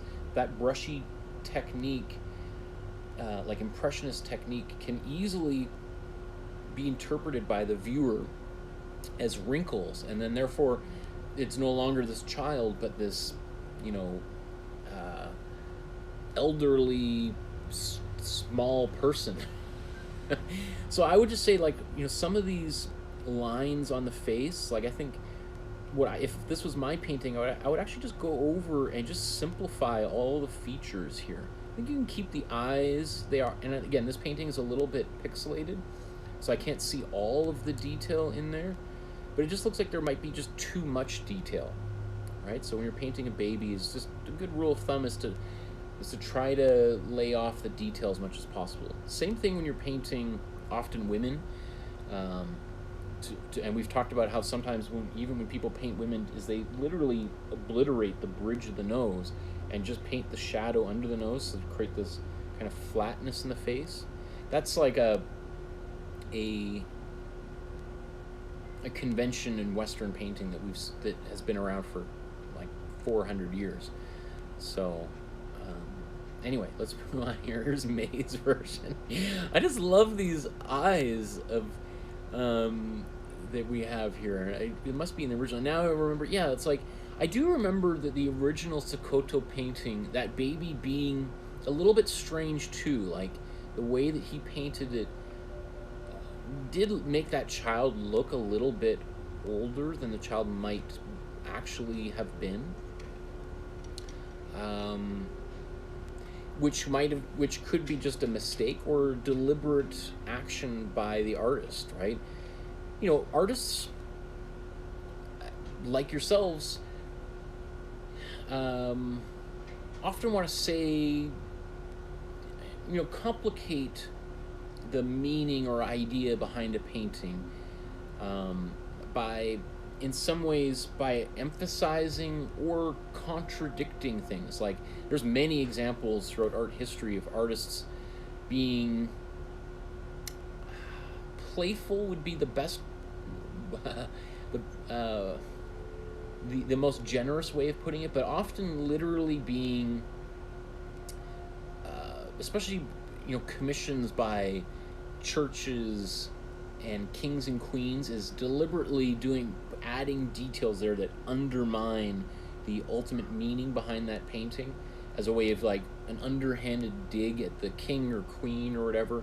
Something that, you know, later on when they're sitting around with their artist buddies in some pub, they're like, can you believe I put like an empty shoe by the bed? Oh my goodness, that dumb king has no idea what that means, but it means that you know, he's impotent or something, right?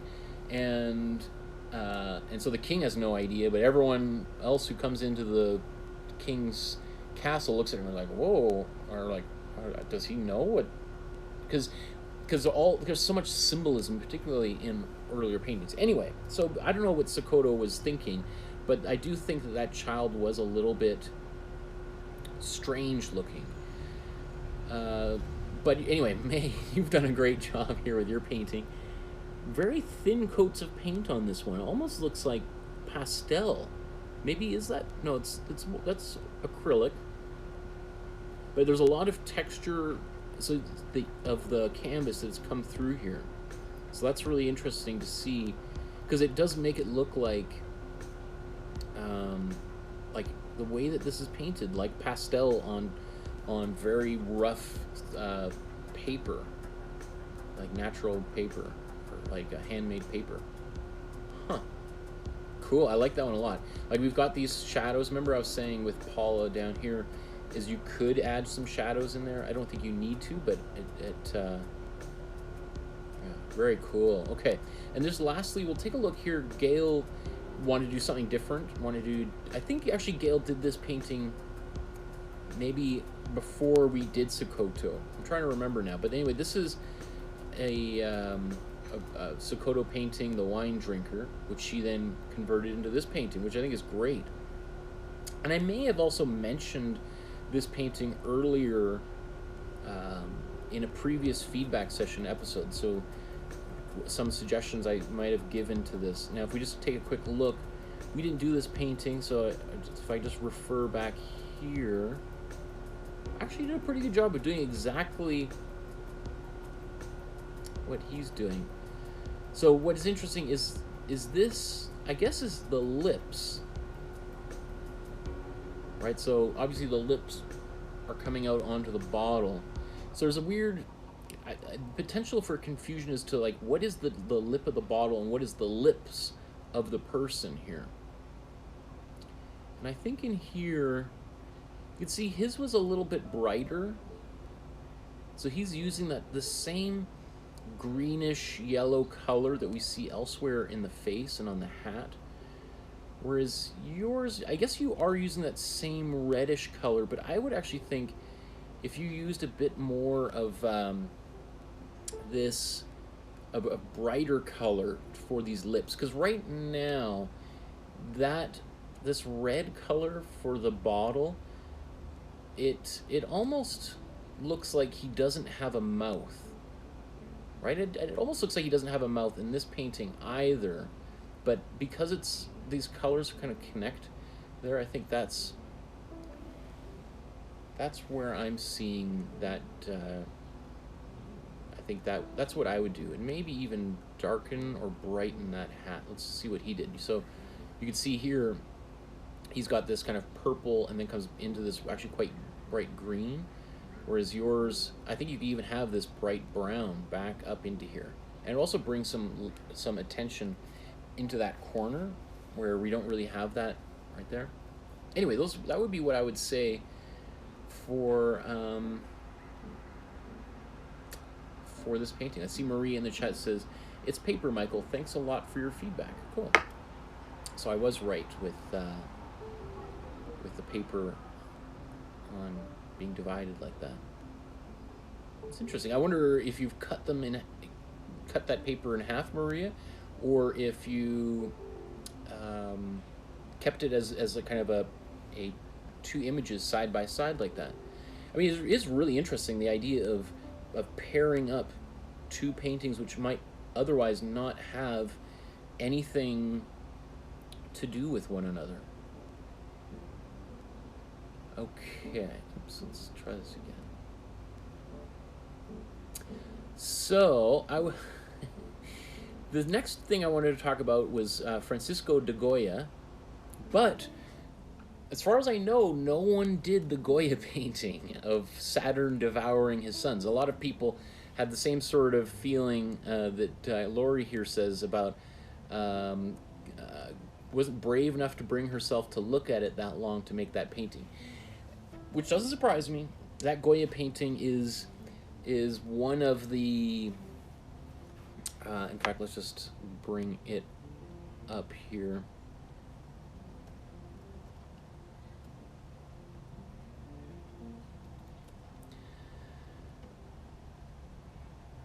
Just so people know exactly what we're talking about. This is that's the painting that I perversely chose again for Father's Day.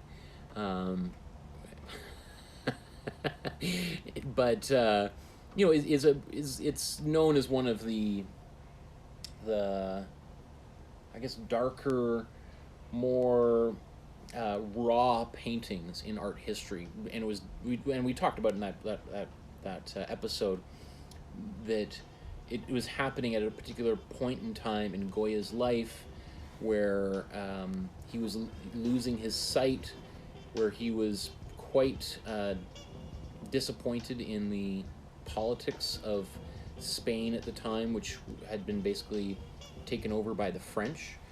It was under French occupation, and so there was a lot of, as there always tends to be in wars, there was a lot of atrocities that were being committed, mostly by Napoleon's troops and on the Spanish people. And so that was his way of sort of expressing his just in the same way that like Edvard Munch, you know, like that just screaming like, oh, what's this world has gone insane. And you know, it's hard to argue that painting doesn't accomplish that. You know, it's kind of gory, but it, you know, considering the other kind of images that people can find on the internet that are far more violent and gruesome, probably on the evening, you know, television at 9 o'clock on a Friday night, Thursday night, you probably see even more blood and gore. But I think, in some ways, the fact that, when did he paint that painting? 200 years ago, or maybe a little bit more than 200 years ago, or less. When, like 18. I'm trying to remember when that painting was made. I think it's like 1803 or something around there. So yeah, 200 years ago. It is encouraging to think that you could make an image that 200 years later would still cause such a visceral reaction from people, especially a bunch of artists like yourselves who couldn't bring themselves to look at that image for that long to make a painting of it. So anyway, Laurie was the only one who sort of did something directly in response to that. I think some other people did paint other things that day, and those were posted to the Facebook group. But Laurie did her own sort of version of here. What did she say? I can't. I'm posting this watercolor instead. Self-portrait on a very bad day. A self-portrait on a very bad day. Let's just look at it kind of without all the text surrounding it here. That is like, you know, it looks like dark clouds that are kind of raining down this like mud on top of her head. I love how it's going down her nose and then kind of around her eyes and down her cheeks. That is really great. Like, that shows some awareness and knowledge of human anatomy, and the way that, like, literally that's probably pretty close to how, you know, if you've ever seen water dripping down somebody's face, that's kind of how it would work. So that's very effective, and it also kind of turns into hair, and then it kind of I like how you use the dripping technique to get that too, because these look like drips down here on the bottom. But on the other flip side of it, it also could be like roots of a tree kind of coming up into the air, and that this image that depicts, as you say, a self-portrait on a bad day, there is this sense of that not everything is just coming down like a big bucket of mud on top of your head, but possibly the potential for this regenerative kind of quality of something growing back out of you, right? As often happens with artists, right? Sometimes negative things happen to us, and the best possible result from that is that we channel that using our creativity into making an artwork, right?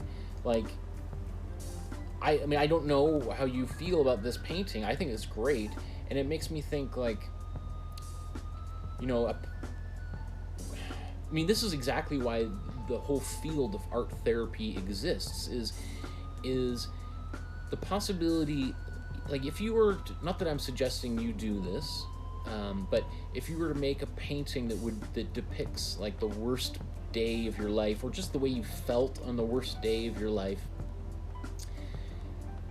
it's a way of, like, taking ownership over that situation and converting it into something positive. Like, you know, rather than having all those horrible, awful feelings inside of yourself, by channeling it into an artwork, you, unless you're, even if you try, because we do this at school, and in just a few weeks, my students at Emily Carr, I'll ask them to make a really, really bad artwork. Like, try to, as deliberately as possible, to make the worst artwork humanly possible.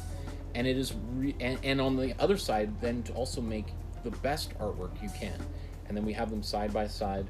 And what is so interesting is often other people in the class like the bad artwork more than the good artwork, which is often a little bit disturbing to some. You're like, oh, I did everything possible to make the worst painting, and you guys are saying that's the best one? Because it's really hard to deliberately make a bad artwork, and often it's because then people start experimenting and being, because they don't care about it. They're just like, oh, well, part of being a bad artist is I'm just going to slop paint, and there's sort of this liberating quality to it. Then after, they're like, oh, maybe there's some things in here that I could take away and apply to making good paintings in the future. Anyway, that's a little bit of a rant. I just thought this is a really interesting way of approaching that episode in that class. If anyone is, you know, I do love Goya, so I'm going to do another Goya episode in the future that won't be near, because Goya did other paintings which are fantastic, that are positive and very uplifting. So maybe I'll do that for Halloween. We'll do a Goya painting that has nothing to do with anything violent for Halloween, although I think I've already got a few Halloween paintings lined up for you.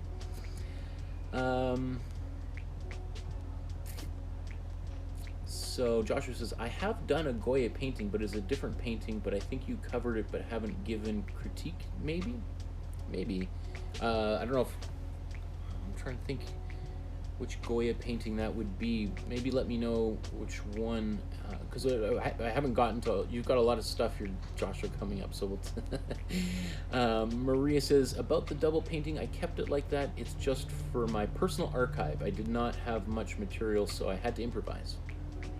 Totally. Yeah, I mean, again, I love it when people don't give themselves the excuse to not make an artwork. They're like, all I've got is I don't have any canvases left. What could I do? And I'm like, well, I still really want to make a painting. I could just go watch that new Netflix series, or I could look around the house to see if I could find something. And then people dig out some cardboard, right? Some of the most famous paintings in art history were painted on cardboard, like literally materials that were discarded in the garbage, and artists took it out of the garbage. Picasso did a lot of stuff like that, and we'll talk about that when we get to Picasso.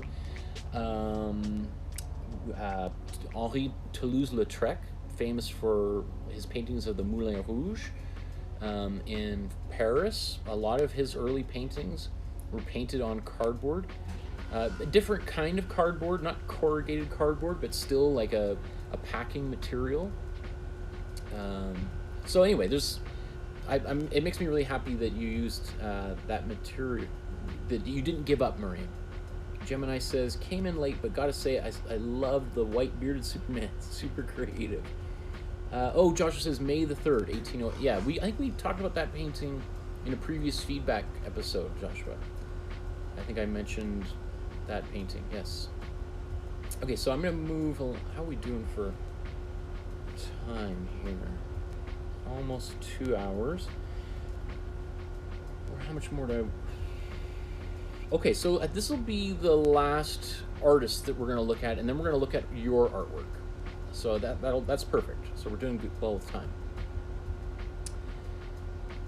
And let's put this here, because we're going to look at Sheldon Cohen, the artist behind the hockey sweater, which for probably many of you outside of Canada are unfamiliar with the hockey sweater. If you haven't already watched it, it's a, how long is it? Maybe 6 or 8 minutes, somewhere around there long, short film that was created in the I'd say 72-ish, maybe it's based on a it's Mordecai Richler, right? Poem. Now I'm trying to remember. Anyway, it's a beloved, not just an animation or film, but artwork in Canadian history, and it was made subsequently into a children's book with some new illustrations by Sheldon Cohen. It's really the thing that Sheldon Cohen is most known for, and it is the music to it and everything about it. Speaks to, you know, it's illustrating it's I keep saying it's because there's so much, and we talked about this in that episode, so I'm not going to rehash everything I said, but just it's such a fascinating like artifact from kind of mid-century Canadian history. It's a children's story, but it really kind of like Animal Farm is a story that is much more complex than, you know, it's one of those things that children can enjoy, but a lot of the more complex meanings go right over their heads, and adults are like, whoa, there's some really interesting things there between English Canada, French Canada, the politics in Canada at the time, the relationship between Quebecois, French Canadians, and the church, because that was all in flux during the 1960s, as we've talked about in several of our episodes. When we talked about Marcel Ferrand, we did that abstract painting. We did a few. Remember the one I put the blindfold on to do that? If you're like, what? He put a blindfold on to make a painting in one of these episodes? Yep, Marcel Ferrand. You can check that out. That was a fun one we did, right? Because I know not everyone watches every episode. Some people are like, I don't want to do an abstract painting, or I don't want to do another portrait, right? But in some of those episodes, we do sometimes 2 or 3 paintings, right? So it might be worth just checking in on some of those episodes that you decided to skip and see if there's something in there for you after all. Anyway, here's May's version of this image by, this is a still from the animated film. So here's May's version, and here's Paula's version. And then I don't know if Deborah made a version of it, but she did upload these photos to the Facebook group, which, you know, show like a typical, or probably the house that maybe Sheldon Cohen grew up in rural Quebec. And you could see this particular kind of, what would you call these? The windows, the way that the architecture here, and I don't know if you can kind of see the same sort of thing, right? So this is obviously the top floor of the house. Here's the sloping roof, but then these the windows, they kind of cut through the side of the house, right? So I thought I would really appreciate that. So here's Deborah's photo from the outside, and then she also included a photo of this particular rug that is made of often recycled clothing and fabrics that we see on the floor here. And those are obviously touches that Sheldon Cohen used to give that painting some specificity, to really lock it in to a place and time. Because you could imagine someone, you know, this is just, in this particular scene, the sort of camera is slowly zooming in or zooming out. I think it's zooming, there's this photo on the wall, and I think it shows these 2 hockey players celebrating, and they're hugging after scoring a goal, and the camera sort of pans out to see this little boy on his bed dreaming of this scene. And what is really cool is how he used this architecture to say, like, this is where, you know, this is architecture is very unique to certain places in Quebec. And so yeah, thank you, Deborah, for sharing those images. That's really cool. And just since we've used your image here for a while, May, while we're looking at it, I think you did a great job. You also changed some of these colors quite a lot. If I recall, they were kind of more brownish colors, more like the floor. But I love that you used this yellows and greens on here. I think all those work really well. The one thing I would say is this shape here, I know it's kind of confusing, is actually the other part of the ceiling. I don't know if you can see my cursor moving around here, but I would be tempted to probably put this green on the other side in this top right corner triangular space, because that's probably because that if I mean, who knows how this room could, or you paint your room, you could certainly paint it in different colors, but I would imagine that you would probably paint this ceiling, this sloping ceiling, with the same color. And then here's Paula's version again. Really great job. The one thing I would say, Paula, I mean, again, I'm always blown away that you just drawing all this here without the use of the templates, is that this figure looks like quite tall and large in this bed, that if he was to spread out, he could almost touch his head and feet to the ends of the bed, and that makes him look like an adult, right? So if you want him to look younger, then he'd probably be in a bed that is too big for him, right? So just a small detail, but it does shift how we might, if we were just to see this image on its own, we might think, oh, maybe this is the actual hockey player himself laying down in bed after having won this championship, rather than a child laying in bed dreaming of becoming that hockey player, right? It's those small little details which I know frustrate beginner artists, because they're just like, well, yeah, I wish I could, but it's hard to do. But that great artists make special pains to include or elaborate on in order to make things sort of obvious for the viewer, so the viewer isn't even aware that they're reading the painting. Because whenever we're looking at a painting, we're reading it, right? We obviously we see the colors and the shapes and everything, but our mind immediately goes to trying to put it all together into some kind of comprehensible narrative. So our goal as artists, as visual artists, is to create an image that is as instantly comprehensible as possible, so that the viewer doesn't have to do too much work to figure out what's going on. They're like,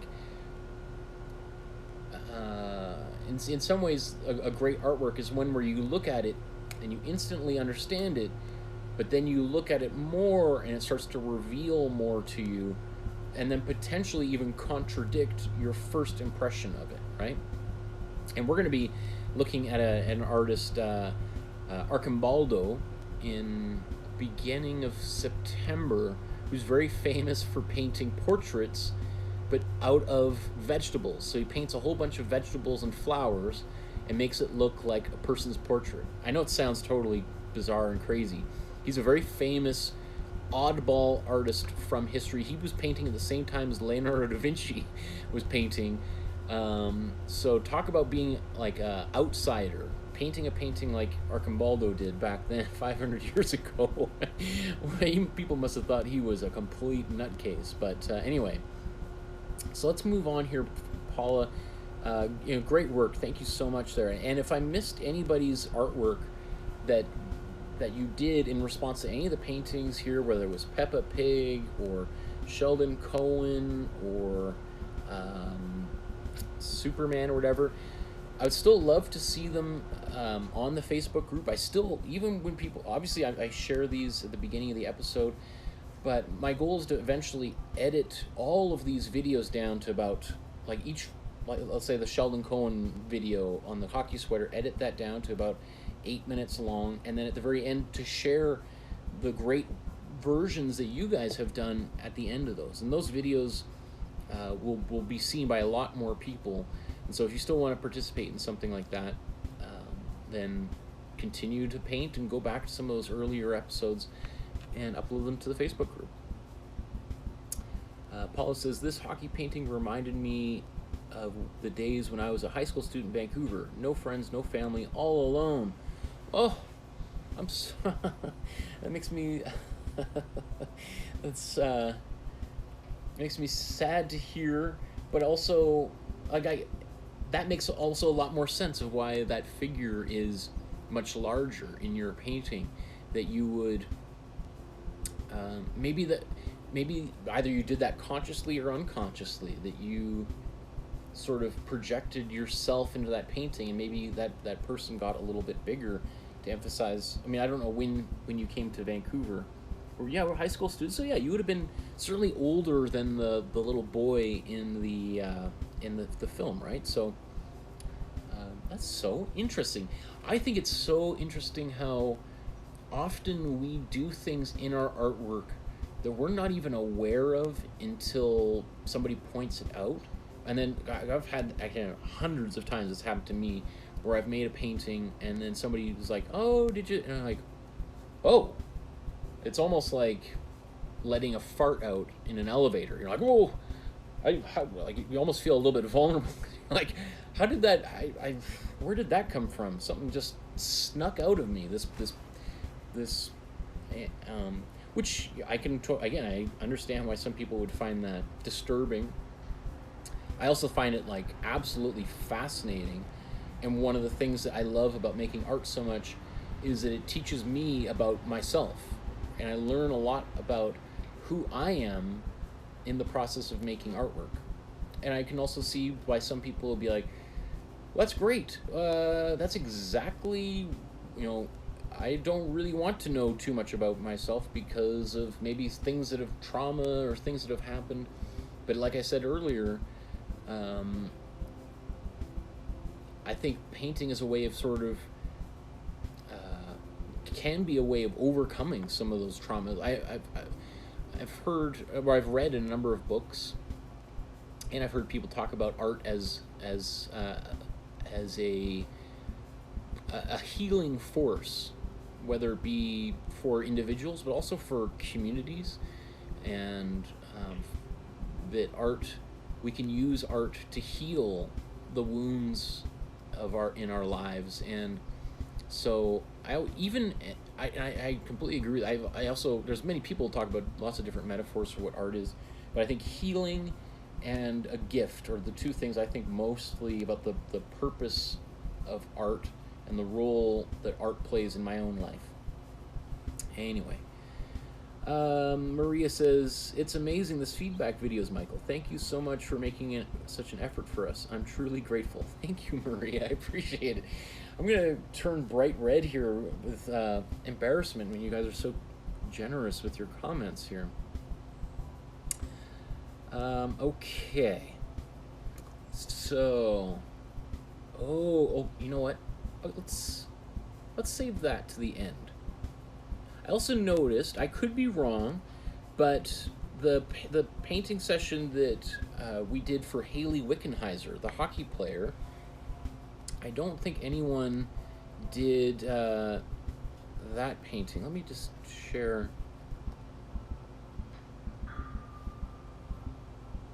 Let's see if I can dig that up here.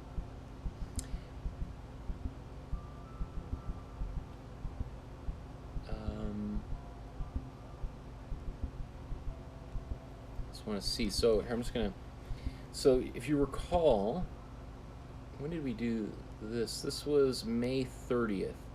So this was, I made this version of this painting. Haley Wickenheiser is the most successful female hockey player of all time. It's no stretch at all to call her the female Wayne Gretzky. Wayne Gretzky, if you don't know, is the most successful male hockey player of all time. Haley Wickenheiser is a legend, and so I made this painting of her playing hockey. Even though she's now retired, she actually works for the Toronto Maple Leafs. She has like she's one of the most powerful executives in professional men's hockey, even though she's a woman, right? Which is a great thing. That makes me really happy to see more women involved in men's hockey, because I think, ironically, I think that's going to help the women's game more. And being the father of a daughter, the more opportunities women have to do whatever they want makes me excited, because I want my daughter to have every single opportunity that I've had, certainly, if not more, right? And certainly, yeah. So anyway, I don't think anyone did a Haley Wickenheiser painting. At least I didn't see it on the Facebook group. So if you're looking for a fun painting to do, again, this the image of Haley Wickenheiser in the video is of a team. She's wearing a Team Canada jersey. She's a Canadian. But you could easily put your favorite hockey team jersey on there, or you could invent a hockey team or something to put on there. Something to consider. I think that painting turned out really well. Actually, speaking of which, we did another one, Ken Danby painting, which I only think one person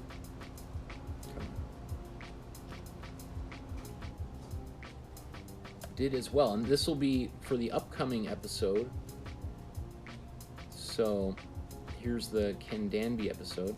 This one did take a little bit longer. I think I probably spent about 5.5 hours painting it, so it is one of the longer episodes, but I do think it's probably one of the best paintings that, at least that I did personally, over the course of the past 100 paintings. So, and this is also a very iconic image in Canadian history. Ken Danby has not really been given his due in terms of art museums in Canada, but it's definitely, that image of the hockey player is amongst, I think, the most famous images in Canadian art history, even though, again, the National Gallery probably doesn't own any of his work. I think it's a bit of a tragedy, but so let's push on here.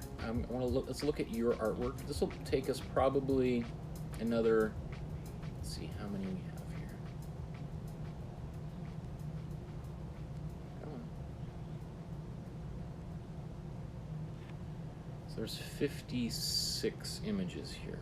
Just load this up. Let's do that again.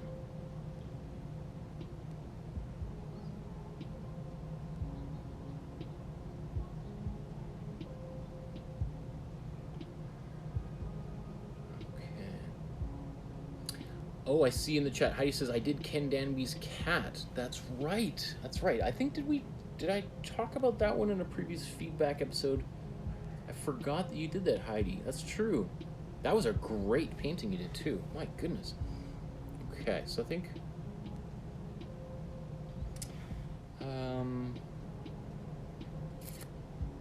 let's just work our way down here. So this here, so this is... I remember in the chat there, Deborah was talking about, there is another Deborah who asked for Picasso, although I don't mind having Picasso too, but yes, here's the Deborah Odyssey Ann, who was asking about Picasso, and yes, we're definitely doing at least 5 episodes, probably by next February, there'll be at least 10 Picasso episodes, because he's definitely the person people have asked for the most. He's a pretty controversial figure, especially these days. There's been a lot of reappraisement of Picasso, which is one of the reasons why I've been a little bit reluctant to embrace or include him so far, but it's sort of, he's like the big elephant in the room, and to do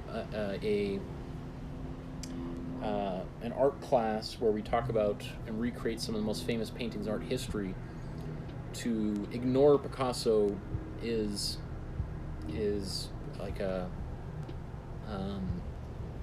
it seems a little bit weird, I think, to most people. But I think actually in those episodes we can sort of we can talk about we'll dive into some of those issues. So we won't, as I do in my classes at Emily Carr, we talk about some of the hard things to talk about.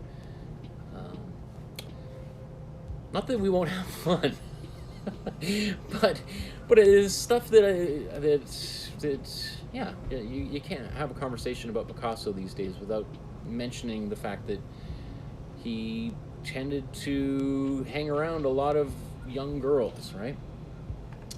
So Dolores here. So now what we're gonna do is we're gonna look at the great art that you guys have been creating over the past while, totally separate and outside of the classes, the episodes that we've been doing. And this is, for me, probably one of the most exciting things, because I get to know you guys a little bit more, right? You guys know probably more about me than my wife does at this point. But it gives me an idea of the kind of art that you guys are interested in, things that I can help, and it helps me choose the artists that we're painting or we're using to study from, because I get an idea of like, oh, it seems like a lot of people are trying to do this kind of stuff. Okay, well then maybe we'll do a little bit more of this, because that seems to be what people are wanting to know more about how to do. Like, so for instance, just the other day, we did on Thursday we did that Anna Mulka Ahmed paintings. We did 2 paintings using the palette knife, because we did a poll a while ago, and one of the things a lot of people really wanted was painting with palette knives. How do we use a palette knife? So, and the paintings that we did of Anna Mulka Ahmed, I think, are some of my most favorite things that we've done so far over the past year. And if you haven't seen that episode, I strongly encourage you to check it out. It was a lot of fun for me. It was very different. Some people were a little bit hesitant on doing it because they were afraid of using the palette knife. I think you should be... I think art is one of those places where when you feel afraid to do something, it's some part of your unconscious that is kind of quietly excited, and it's like, oh, should we? This could be fun, right? So I would use that as an invitation to try doing it, and if it doesn't work out, you can always brush it out with your brush, right? Anyway, so I'm gonna move on here. So let's look at some of the great work that you guys have created on your own. And should we just start here? I guess we'll start here with Dolores. This is a watercolor and pen ink drawing. I imagine she probably drew it with a pen first and then watercolored over top of it. I think, is there notes? So sitting down at the seawall in Vancouver, right next to the water, where the boats moor, and did this sketch. And I don't know, I'd be interested to know, Dolores, if you painted it with watercolor while you were still sitting there, or maybe you took a photograph and went back to your studio and did this. But I think, from what I understand with the Facebook post, I think you actually did the sketch there, and then I don't know if you painted it wet there. But really cool, really nice, like beautiful. You know, it's so interesting. Like, watercolor offers an artist some things that you could do this painting in acrylic, absolutely, no problem. It would just be very different approach to it, and it would probably take 2 or 3 times longer to do, right? So every material, artist material, has its pros and cons, or its strengths and weaknesses, right? That some materials just lend themselves better for one type of expression than others. And I think your goal as an artist should be to explore as many different materials as possible in the effort to find the one that suits you and your temperament, your voice the most. Because, you know, I know that there's probably many people who take my class, this acrylic painting class, who get frustrated or just like, I guess I'm not an artist. I just can't. And my response is like, whoa. Just because painting acrylic isn't suiting you, it doesn't mean that you should just stop making art altogether. You could make really cool watercolors. You could make really cool drawings. Maybe it's sewing, knitting. Maybe it's sculpture. We're going to look at a really cool artist.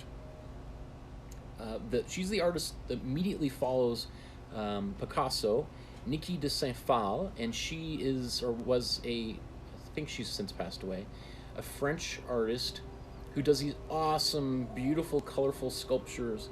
And here's our daughter. And she does these really beautiful sculptures that have, and less, just some paintings. Obviously, we're going to do some paintings for her, but those sculptures certainly are some of her like strongest artwork. And I was looking at them thinking, I wish she did more paintings like her sculptures. Anyway, I don't know how I got on that track. You're welcome to go back there and grab her. It doesn't bother me. If you're wanting to grab her, okay.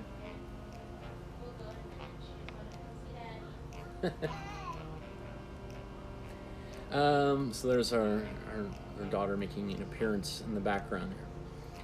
Anyway, great work, Dolores. I don't have anything. What could I say? I don't know how I even got on that rant, but I think these are really great. I could see you making these and selling them as postcards, as gift cards, like birthday cards, and having them in like gift shops. Having them, like, especially if you made a series of things like this, and you had them in like some smaller, like if you went to, because obviously you're in the Vancouver area, like if you did some on some of the small islands around Vancouver, like Hornby and Pender Island, and then you made like 100 copies of them and had them in some of the local markets and stuff, I bet you these would sell, especially to tourists as the tourists start to come back. Very cool. Well done, Dolores. Here's another brand new artist joining our community. Here's Douay, I think is how you would say their name, Douay Quas. And they did the Starry Night, Van Gogh's Starry Night. They also posted a version of this that has some music that I won't play here because you'll get copyright strike. But look at that. Very cool, Douay. Huh. I hope I'm saying your name right. It sounds sort of a French name, right? Yeah, I don't have anything I can add to that, but it looks really well done, especially all of the architecture and stuff down here. That's one of the toughest parts of that painting, so well done. Let's look here. Let's continue here. This is Gail's version. A simple watercolor for my grandson and his girlfriend in their new home together. That's pretty cool. I bet you your grandson, or probably your grandson's girlfriend, is probably like, wow, you had a pretty cool grandma. To make a painting like that, to help them celebrate their new home. I love how it's in a frame. It's a little funny, like the blank faces like that. It reminds me a little bit of Amedeo Mondigliani. Mondigliani, we're gonna be painting at least 2 paintings of his in January or February when we do the most expensive paintings in history series. But Mondigliani is very famous for not painting the eyes, for having these blank eyes. And so this is sort of like taking Mondigliani to the next step here. Very interesting, Gail. I like that. Here's Gemini says, I really appreciate some constructive criticism. What would you do to continue this painting? Wow. Very interesting. Okay. Let me just change this power cable here. What would I do? So this painting is, I'm assuming, just based from your imagination, right? So the great thing when you paint things from your imagination is they can be anything you want them to be. And they don't have to respect the rules of physics, or of gravity, of light, you know, or color. You can be very expressive, right?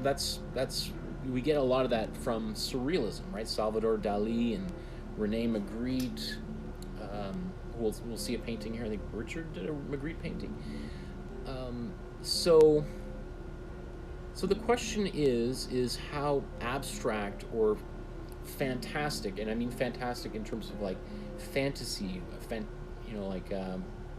imaginary, do you want things to get?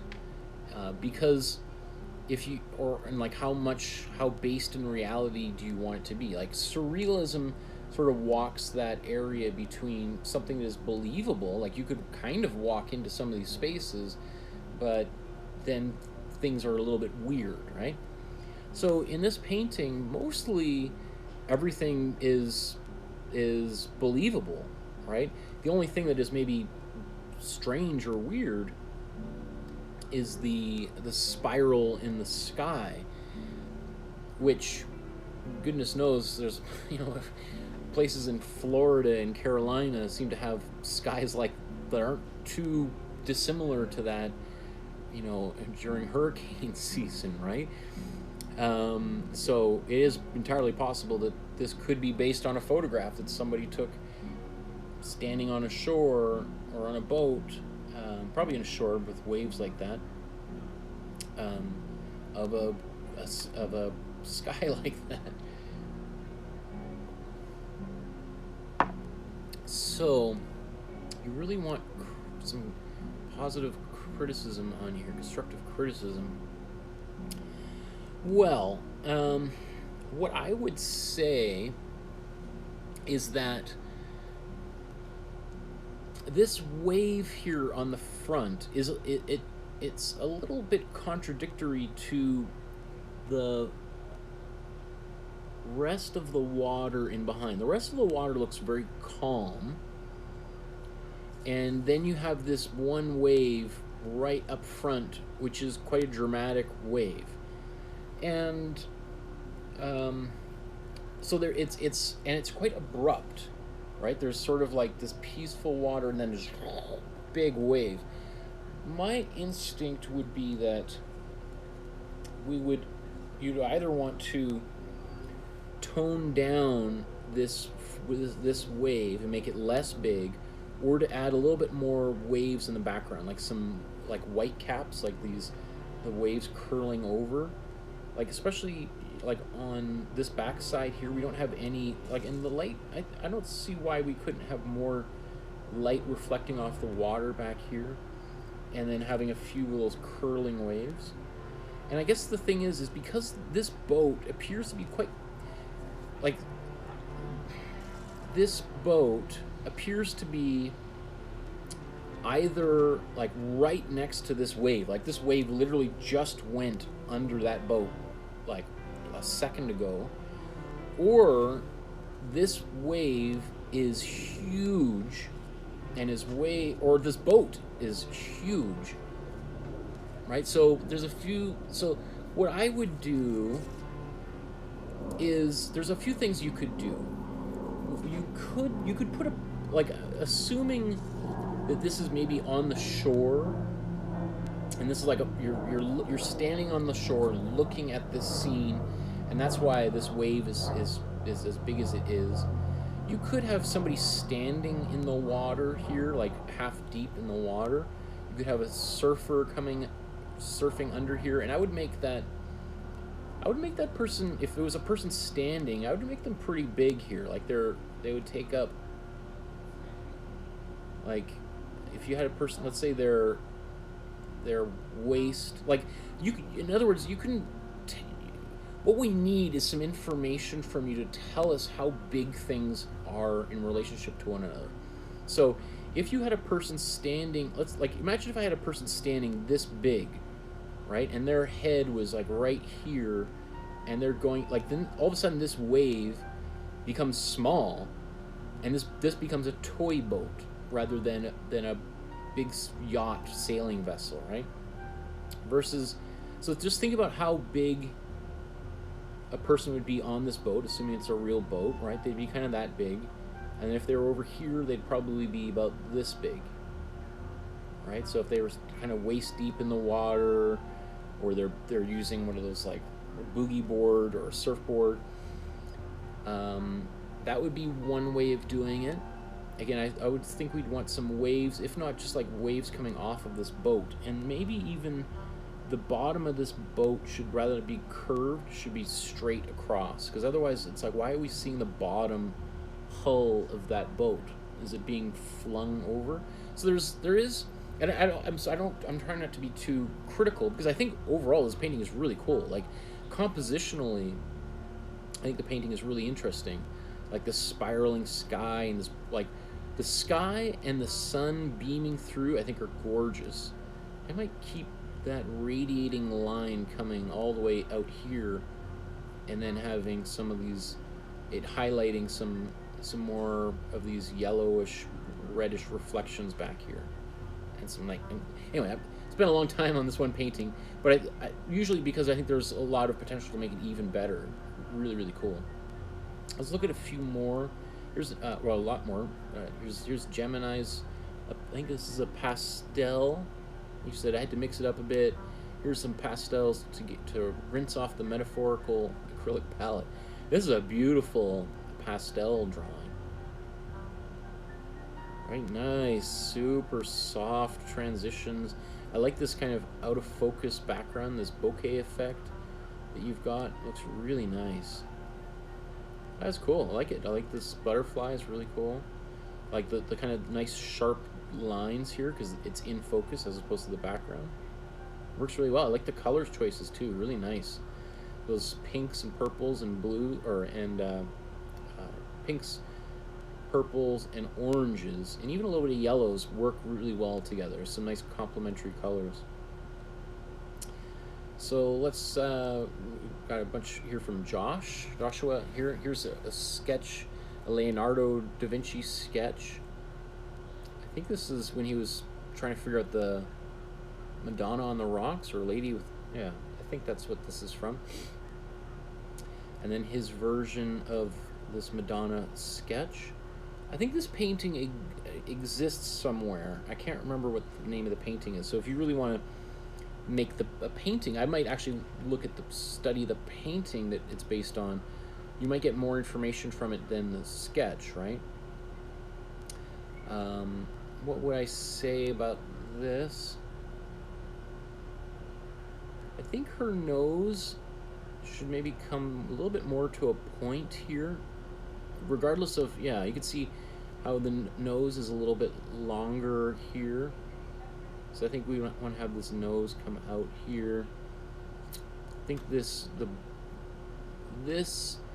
interesting because this reminds me a lot of Picasso's neoclassical period, where he did these very sculptural kind of shapes around the eyes. Like, I would cut some of this in a little bit under here, and we probably, with this other eye, might see a bit of the end, the other side of the eyelid, the point in the eye there.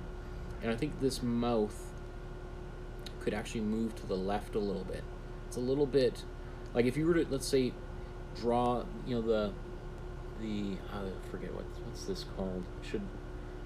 Somebody who teaches anatomy, I always forget the name of that. But this little space between our nose and our lips, if you draw that line straight down, because this is where that part of the nose, the center of the nose, attaches to the lip.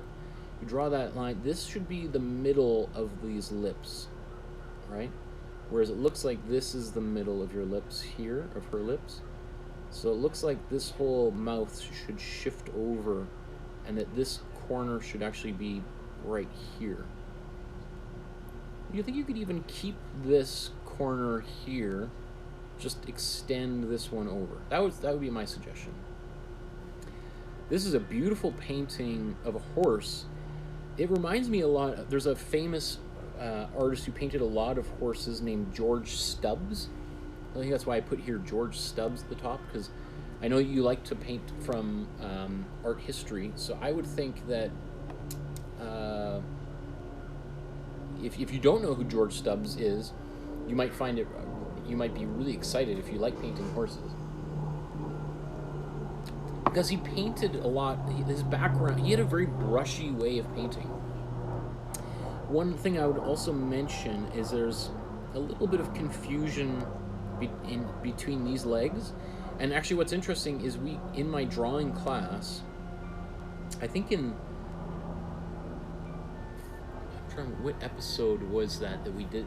We did an exercise almost exactly like this, Josh, where I show a picture of a giraffe and talk about there's a problem with the legs of this giraffe, and I talk about, and I sort of invite people to try to visualize what that problem is, and then explain what the issue is with these two legs. So essentially what I would say is this looks like this leg here, I think, is the leg that's in front, and this leg back here is in behind.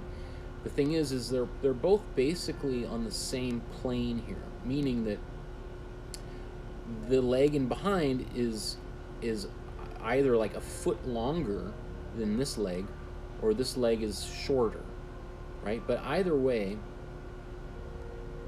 if this is the leg in behind, it should end right about here. So we've got this extra part of this, you know, the hoof, the foot of this horse that is just way too long. The other thing I would look at, and I don't know much about horse anatomy, but I do feel like these legs are a little bit just straight, and I think they need to have a little bit more, there's some joints in there that are missing. This is a version you did based on a Van Gogh that itself is based on a Japanese woodblock print. That's cool. I like how you did the calligraphy on the outside edges. That's great. Here's one you did of a landscape. This has a very Bob Ross kind of quality. The way that the speed at which you've painted it. And Bob Ross likes to use this particular kind of fan brush to do this type of mark making or brush making. It's interesting. I like how you signed it Josh at the bottom. That's cool. Let's go on here. Here's another one you did by a Millet, or this is a Van Gogh painting based on a Millet painting. I think in the Facebook group I asked if you were going to do any color down here. I think you said you may have done color. I still think it needs something. This seems a little bit, it feels very unfinished, this area down here. I think some browns and yellows, oranges, I think would elevate this painting. Even if there is that paint already there, if you've painted it this kind of cream white, I think there needs to be something more there. Let's continue on. Here's this other Van Gogh painting. I like this, but if you're really trying to emulate Van Gogh, we need a lot more texture. We need a lot more brush strokes in here. So you've done a great start here with these brush strokes from these chimneys, but we should really build this out, because Van Gogh doesn't usually paint flat color. Even if let's say this color is the ultimate color that you see when you stand back across the room, when you get up close to this Van Gogh, you would see that it would be made up of hundreds of different colors that together create the optical effect of that color. So it's the analogy is to like the Ben-Day dot pattern in a newspaper or a magazine. You know, if you look at it, you're like, oh, this is a picture of somebody diving into a swimming pool. You look at it closely with a magnifying glass, and all you see is hundreds of thousands of little dots. right? So it's the same sort of thing with Van Gogh. That's his genius, really. There's another one here that's based on a sculpture he painted. I think again this nose could come out a little bit more, and I think we need to see where the nostrils are. That would be, and maybe, and again, it looks like these lips, or at least this right side of the lip that I'll call here, we need a little bit more of it, because just like if this nose comes out a little bit more, then those lips need to come forward. Because right now that face looks a little bit flat, a little pushed in.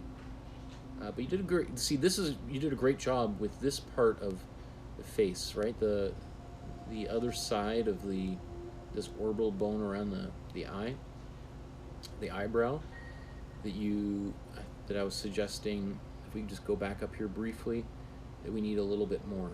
This eyebrow, I imagine, comes out a little bit further. Here's an Edward Hopper. This is a great job of an Edward Hopper. We're going to do an Edward Hopper in December. We're going to do probably his most famous painting, the Nighthawks, which you've probably seen hundreds of times before. It looks like many people I've seen it transformed into like Elvis and Marilyn Monroe.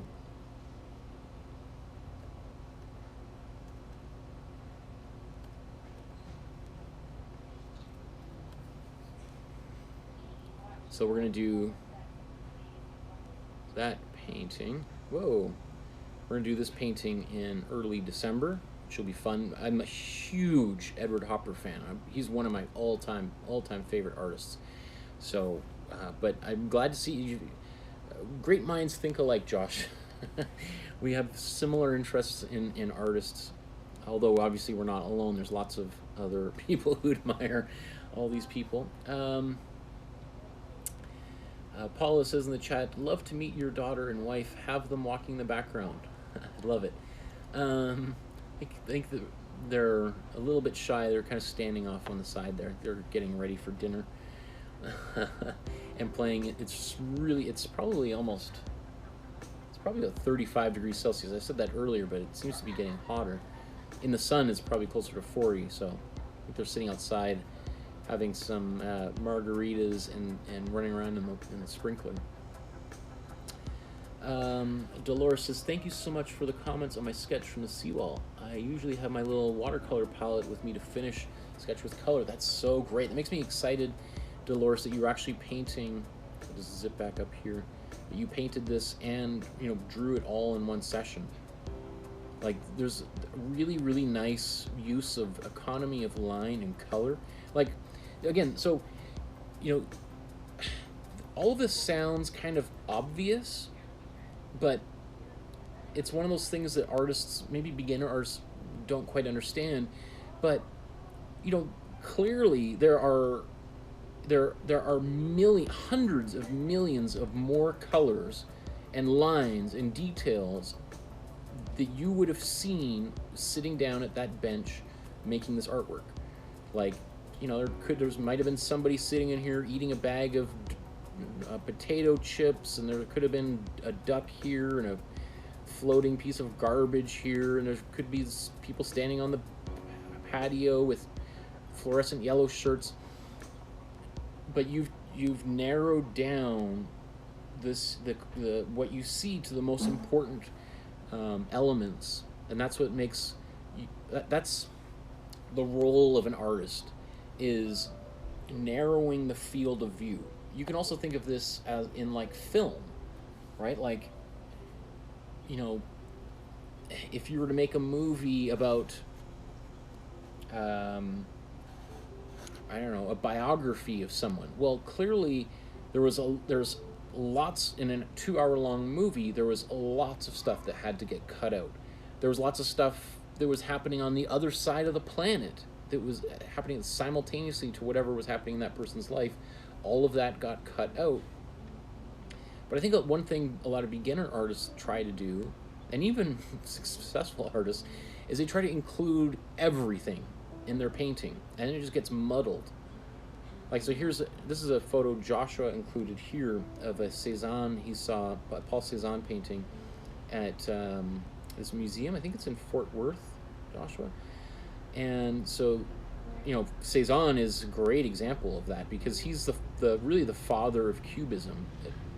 This is where Picasso and Georges Braque took their inspiration from when they were coming up with Cubism.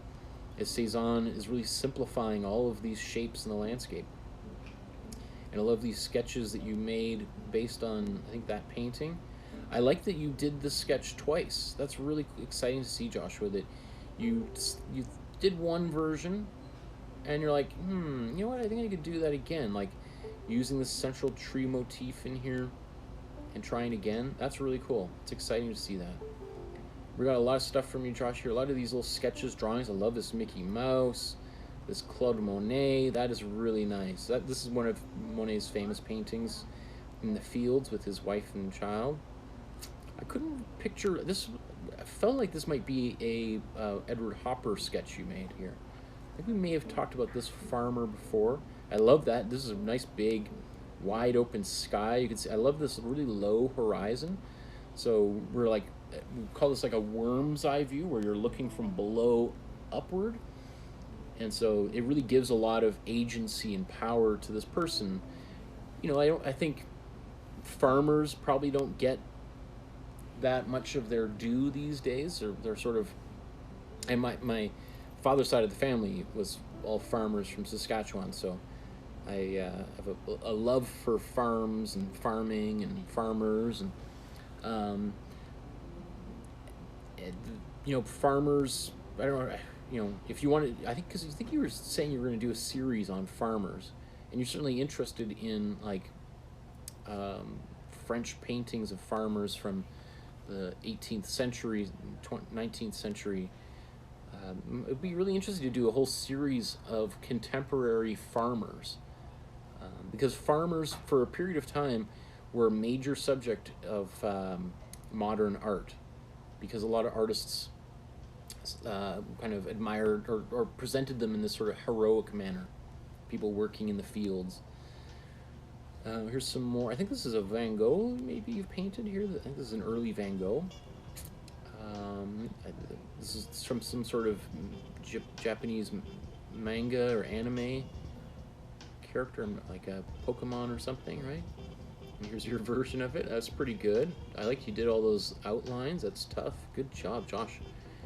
This is cool. I like this. So this is, this looks like a bridge that's at Monet's house, which you can visit in Giverny in northern France, right near the, or it's right near outside of Paris. And his gardens have all been preserved there. So I think you're simulating that kind of impressionist painting style. I would say actually what's interesting is that this painting, I can see the impressionist influences here in the water lilies. I think you did an exceptional job with the reflections in the water down here. That's really good. This nice warm blue down here.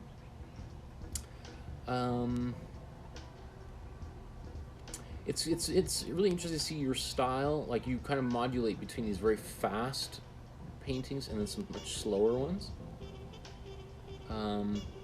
I think maybe you've got a lot of these really cool greens here. I don't mind them, but I would try to put maybe a little bit more, like, use these almost like checker to kind of separate foreground and background.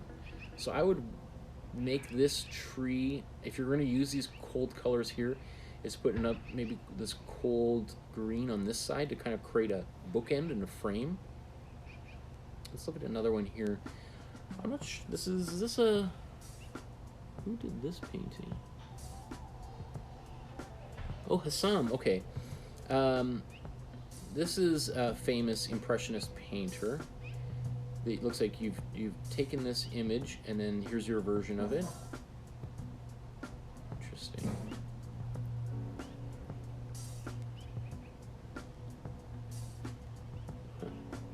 I think this smoke back here, this looks to me, I thought this was more like a tree covered in snow in the background. I like how quickly you really narrowed in on the quickness of the brush strokes that are required for this. I think you just need a little bit more subtlety But yeah, pretty good job. I'm impressed, Joshua. This is great too. Another landscape. I think we have one more after this of your work, Joshua, and we're moving on here. I really like these reflections down here. The one thing I would think is we may want to differentiate the sky from the water. And like I see this little line down here is really the only line that we have that shows us this is the surface of the water. So I would think that you might want to have more of those, or have like some ducks swimming by, or even like if this was done with oil paint, what you would see, let's say Bob Ross would do, is he would take his brush and just quickly go over in a horizontal way across here to slightly blur out the reflection. If you're painting in acrylic, or even if it's oil paint but it's dried, what could you do if it's dried? You could paint more of these little waves, ripples across here. As I said, some ducks. You could even you could play around, like if this is based on a photograph, which I'm imagining this is, you could take a look at that photograph and you're going to notice that the color in the sky is different than the color in the water. I would imagine this is going to be a little bit darker, because the water, as reflective as it is not going to reflect 100% of the light. It'll reflect 80% of the light. So you might have be a little bit darker blues, especially since it's closer in the foreground anyway. So yeah, anyway. And here's your last painting you've got here, Joshua. This one again, like you see, you've got I like how you've differentiated the sky and the reflection in the water. I think we just need a little bit more, right? This is like a time-lapse photo where the water looks glass, and which is fine, but I think we want maybe some ripples or something There's a lot of this space seems a little dead and empty. And we might even have a little bit of the reflection of this ground right here. Okay, so let me just get an idea. Gotta pick up the pace here. So let's look at Lori's here. Lori says, I'm looking for some ideas and advice. I've worked on this painting a number of times. Last time I reworked it less than it was to begin with. It's been sitting in the basement for a year or so, and thinking I should really finish it. My original design was a sideways S leading the eye up to the right. It's not working. All suggestions welcome. I haven't looked at what other people wrote there, so if I contradict anyone or I repeat what other people have said,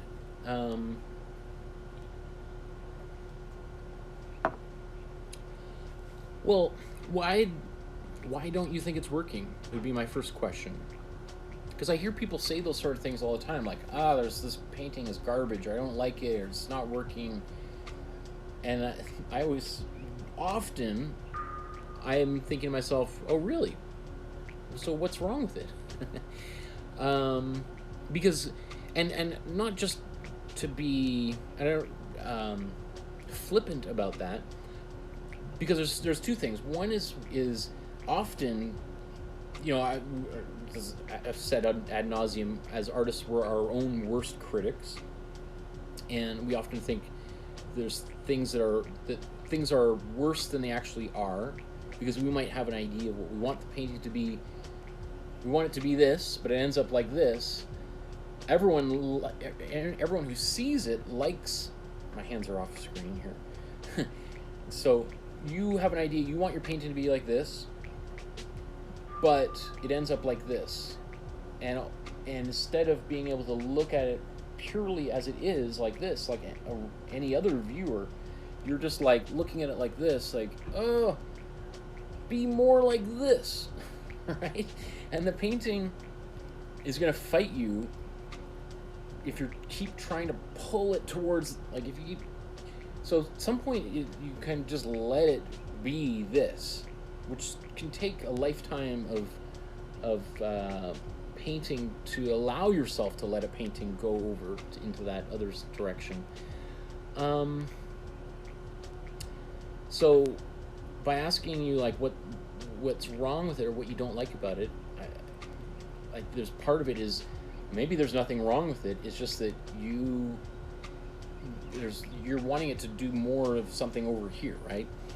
The other thing I think it's important to the reason why I would ask that is by forcing you to think about this painting and what may or may not be working about it. I think it forces you to put some of those I don't know, those feelings that we have as artists, when you try to like sit down and crunch that into verbalizations or language of some kind. That's basically what we do in art school at university all the time, is trying to help people put words to their ideas and their feelings and thoughts. So I see here, Lori says, I don't think it leads the eye and there's no focal point, and I was going for a masterpiece. LOL. Interesting. Okay. Well, I see what you're... I understand what you're saying, but if I agree with it, I don't know. I think this is a nice painting. I think it's a really nice painting. I like that there's lots of texture in this painting. Let's look at this version. Like, as you said, you've painted over on this a number of times, and so we see all this texture underneath where you've gone and painted over and over. Maybe you applied like a gel to begin with. Obviously it reminds me a lot of Claude Monet and water lilies, and this very this soft focus, and then some things kind of popping into focus. I don't know. I think it's pretty good. I hate just trying to say, oh, it's good, when people really want some feedback, but I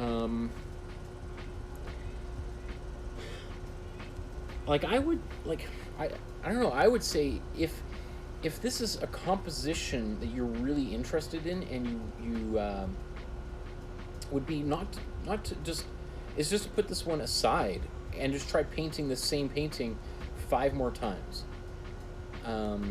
and start over from scratch and see if you can get closer to what you want to be doing here.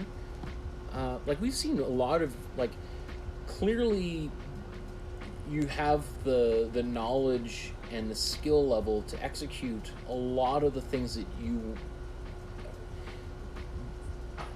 I think you have the skills to you can paint pretty much everything we've done throughout these episodes, right? So I can imagine, because this is what often happens. A lot of times people, they're like, they can paint a Van Gogh, they can paint a Picasso, they can, all the things that we're doing in class, and they're like, that's great, I can do all that. But when it comes to my own artwork, I don't know what to do, right? There's no template for what I want to do out there. And tell me about it. That's the struggle of an artist, and why some of those big masters are masters, because they've managed to figure out how to do what they want to do. So in art school, what we talk about is especially if you've got the skill and the technique down, is rather than focusing on quality, is to focus on quantity, and to try to generate as much material as quickly as possible, so that you you can experiment faster, you can move through your ideas faster, you become much less precious with each canvas and painting, and you're much more, more willing to just be like, ah, okay, it's gonna move on, okay, well, versus like fixating on something and like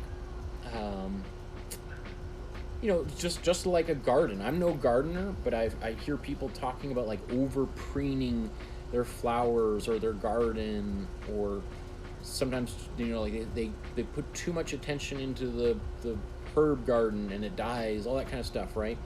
And sometimes it's the thing, you just gotta, like, you know, maybe you're over watering these plants, and maybe just let this one go and start another garden, and then see if that garden can get closer to where you want it to go. That would be my, because you're saying like I don't think it leads the eye around. There's no focal point where, I don't know. I see like you know, that kind of thing. That kind of language is stuff that I hear. I've heard from teachers. I hear that from a lot of people, like teachers on YouTube will talk about that kind of thing. And this is also things that I've heard people, like, I think older art text, not even textbooks, but like how to paint books. There's a famous, I have to show it because it's just so ridiculous, but what's his name?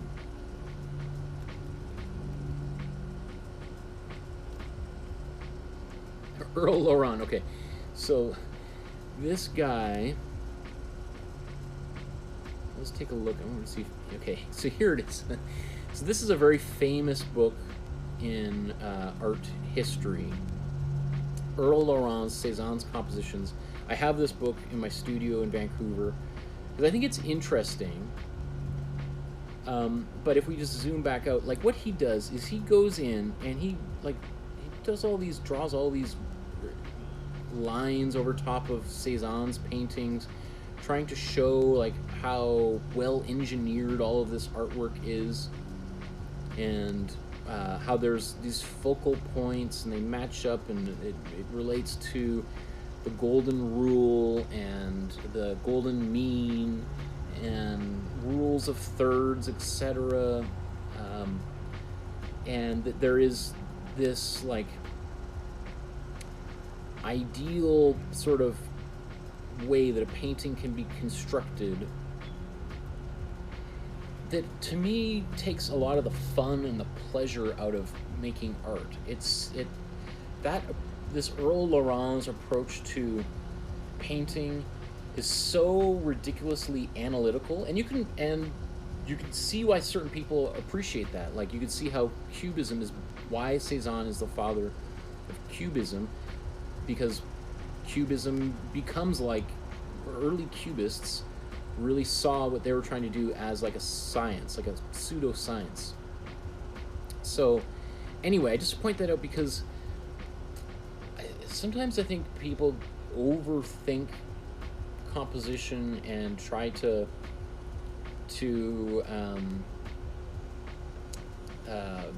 there's a magic, undeniable magic that comes with making art that you can only script in so much, and then some of it just happens, and it's that weird thing. It's frustrating, I know, for beginners to try to, like, that is not helpful, Michael, when you talk about stuff like that I just gotta, what I'm saying is, if you make more of these paintings, you will find you'll just start, you can try to grid it out and to literally create focal points, but in most paintings there's multiple focal points, and not everyone will agree where the central focal point is, and yeah, you know, it's like people who try to engineer the best hamburger ever, right? Like, yeah, okay, I guess, maybe, but I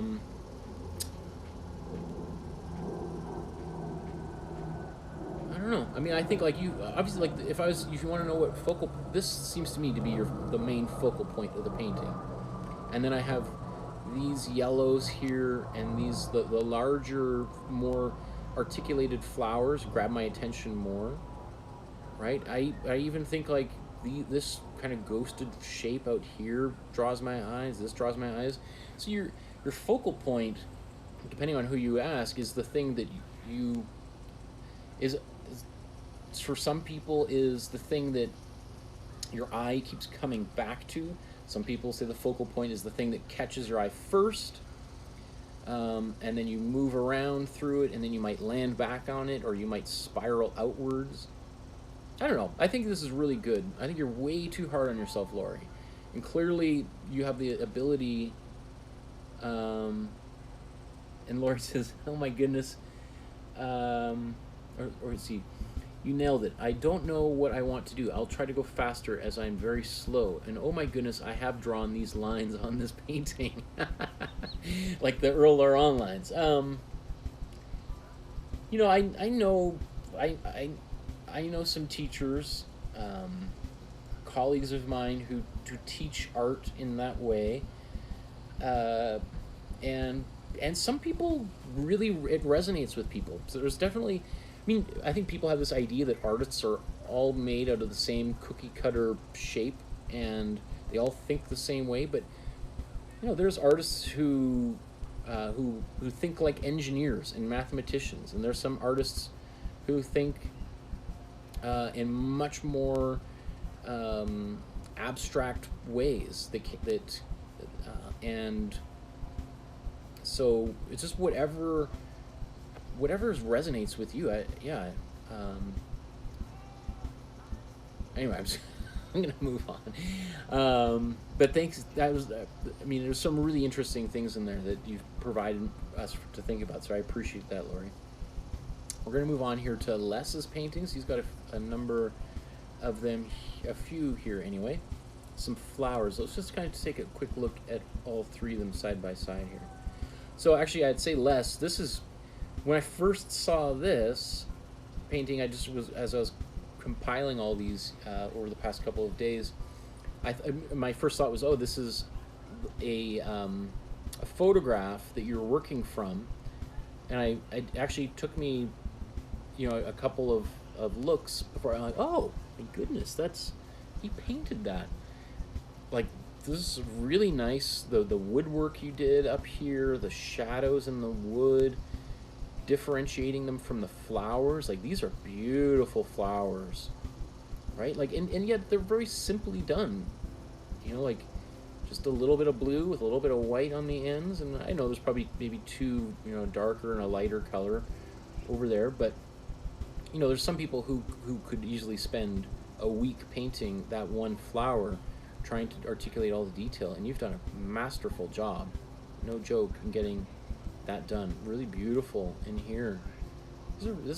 I think this is, I'm trying to remember, obviously I can't remember everyone's paintings, but this is certainly, I think, one of your best that you've done. I like this little bit of blue peeking out there, the sky. This is a really nice painting. Look at these other two. This one here, I think, is also really nice. The flower itself is gorgeous. The background, I love this almost fluorescent green up top. This darker brownish green, I think, is, well, it definitely pulls our attention and keeps our attention into the foreground image. It's just a color that is,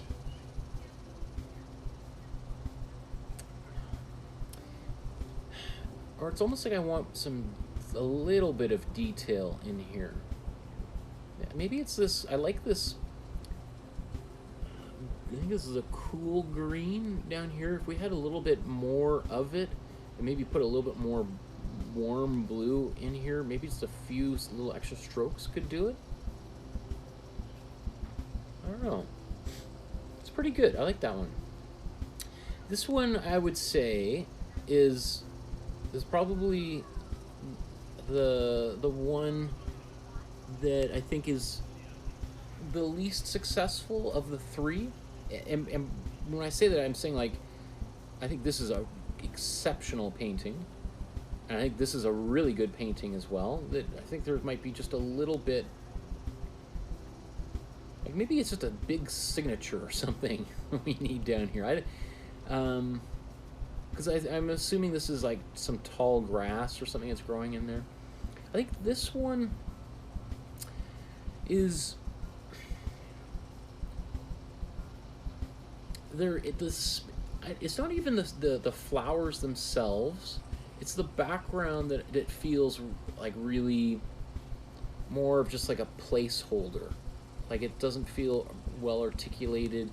Like I'm like, what am I really looking at? And you have these sort of colors transitioning in the background.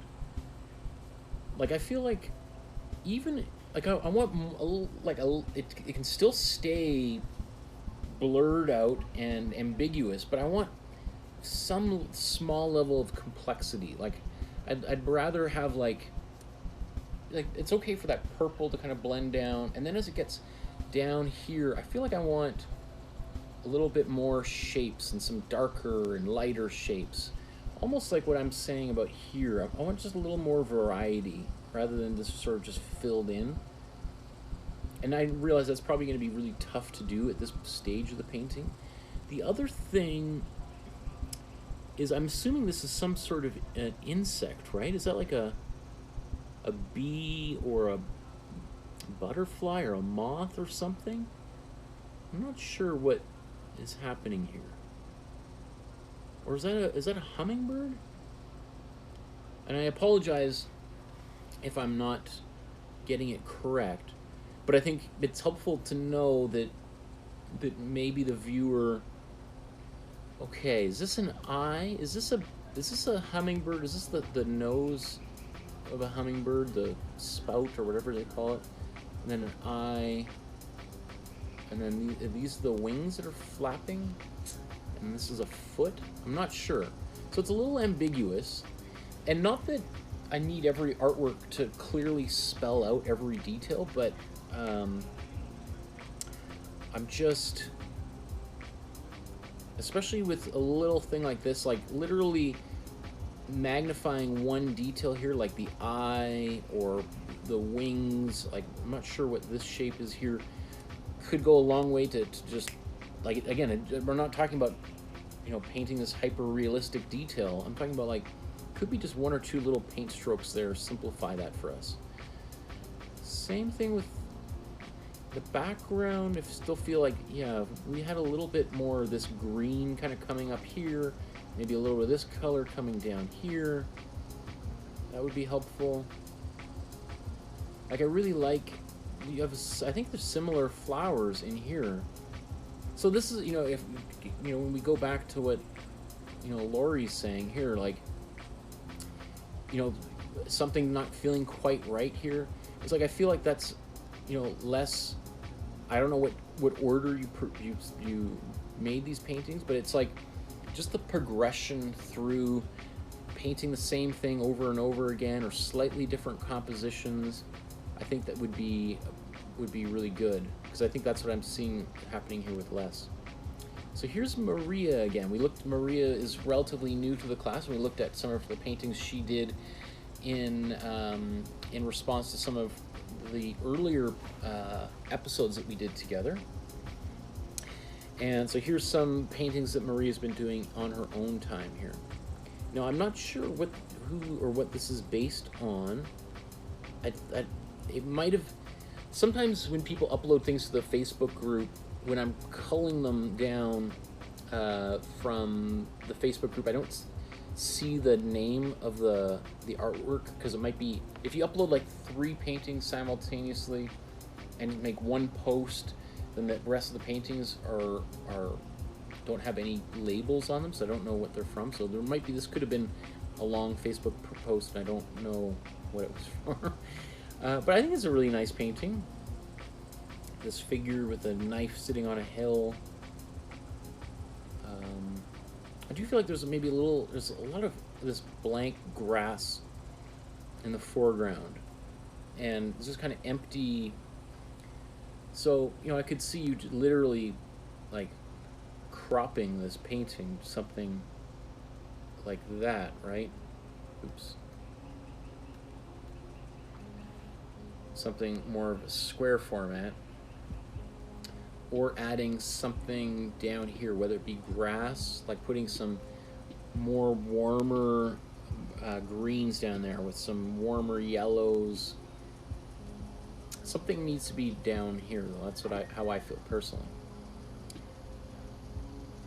Here's another one. I'm not sure again what this is from. This feels like a very, like, there's a lot of confidence in the way this is painted. Painted with mostly a large brush.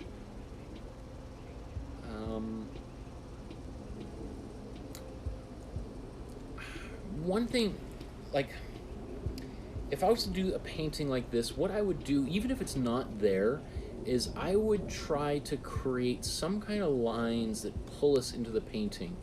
So if this is like a wheat field, what I might do is like some kind of little notches in here, or barrels of you know, harvested wheat, or something to.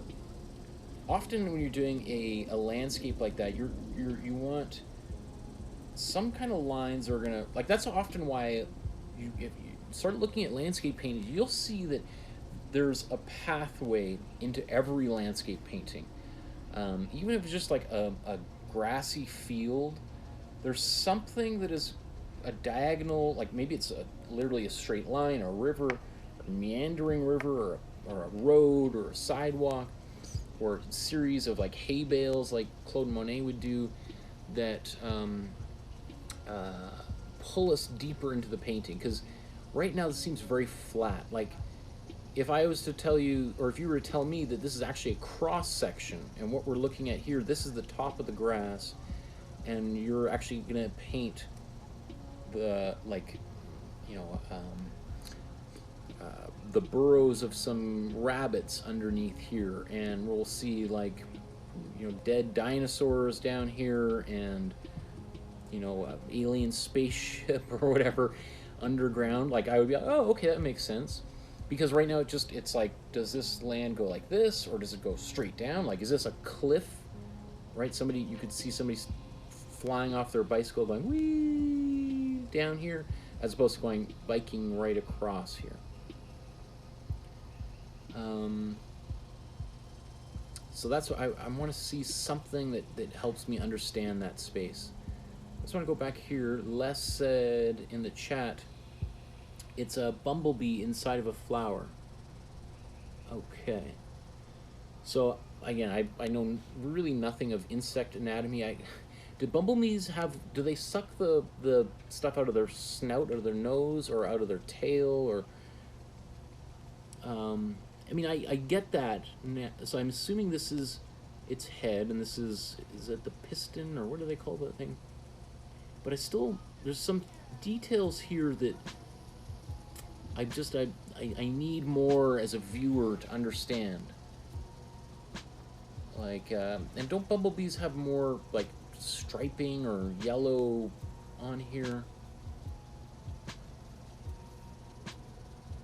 It needs, just like I was saying right here with Maria's painting, I need some clues, right? You know, it's like a detective movie, or when there's a murder mystery, right? If you were to watch a murder mystery and it's 2 hours long, and you're like, I wonder who did it, and at the very end, it's like, oh, it was the next door neighbor that we haven't met, and he killed them with the lawnmower, and you're like, what? Like, where did that ending come from? Like, we never saw the lawnmower, or heard the lawnmower. We never saw the neighbor, and you watch it back over, and you're like, is the next door neighbor? Do we see him peering over the fence at any time, or walking? No, there's none of that. Like, well, that doesn't make any sense. That's not satisfying, because because then who were all these other characters that were on screen for the whole movie? We didn't see. You kept teasing us that it was the detective was the bad guy, or that it was the mother-in-law, or the postman, or the like, and then it's none of them. It's this character we have. So it's like you need to drop these clues into your painting that help the viewer understand what's going on. And the greatest artists in history make us almost feel smart, right? We look at it and we can understand it pretty quickly, and obviously there might be complexities to it and things we don't quite understand, but for the most part we can have an experience of that painting that isn't necessarily or at least at first confusing. I think that would be my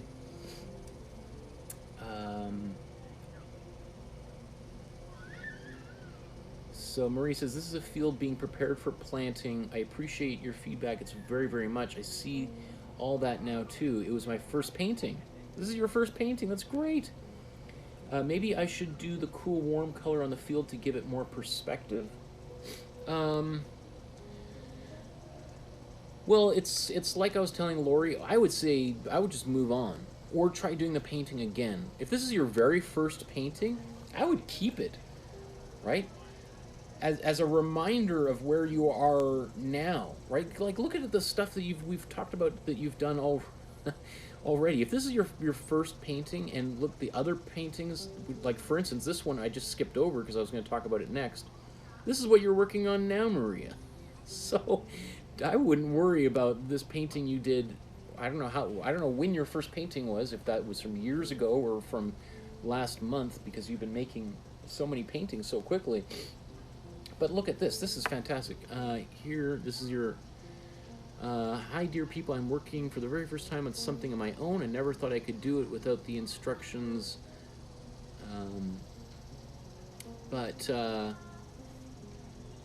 So, I mean, what am... like...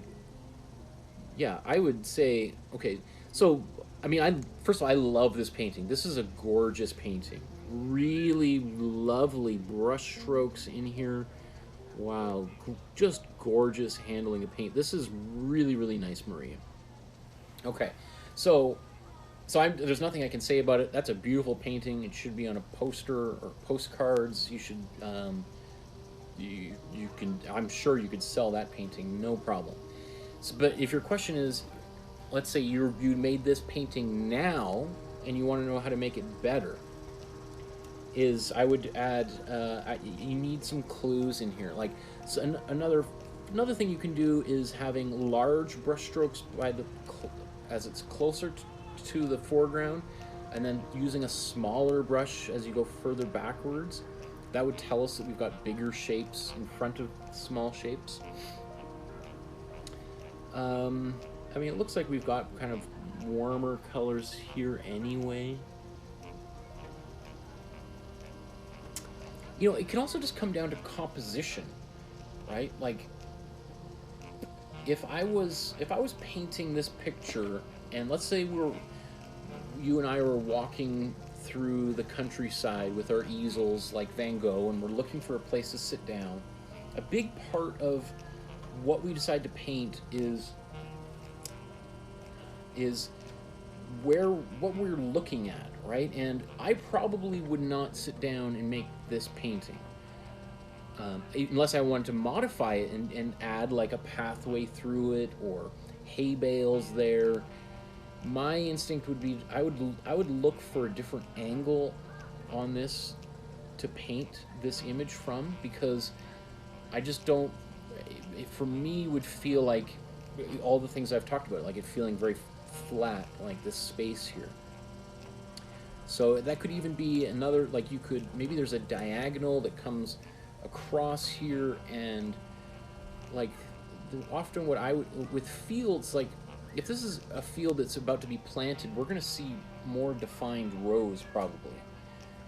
So and the rows closest to us are going to appear bigger and further away than, like, so even if you just did lines here, you had big lines, and as we went back here, these lines get smaller and smaller and smaller and smaller and smaller, right? Kind of like what we did with the Spider-Man painting when I did the brick wall. If you did that painting, or if you've seen that one, we just did that 2 weeks ago. So if you check that one out, the Spider-Man painting of the brick wall. And I think that would give you an idea of like how we can use scale and perspective here. So I'm going to move on here because I still got another 20 or so paintings I want to cover. So here's some artwork by Paula. This is great. So Paula sent in a number of things here. We may have looked at this one last time. I can't quite remember. So here's there's 3 paintings by Paula. I think these are great. I love this horse, Paula. Again, it's amazing to me that you're doing so well with just drawing things out with your eye. If you haven't already, you might find my drawing class that I did, which is, again, it's free. It's there on YouTube. Anybody can watch it. I think you might find that really, really helpful because you're doing a lot of drawing, and that's no easy feat. It's hard to do, and you're doing really great painting. I think having a little bit more understanding of drawing, even though as well as you're doing, would be really, really, really helpful for you. So anyway, this horse I think is really well done. What do I have to say about it? I think it's great. I actually really like the way that the tail is done, almost with a dry brush. Right? This starts to remind me of like some of those great Chinese masters, like Wu Guangzhang.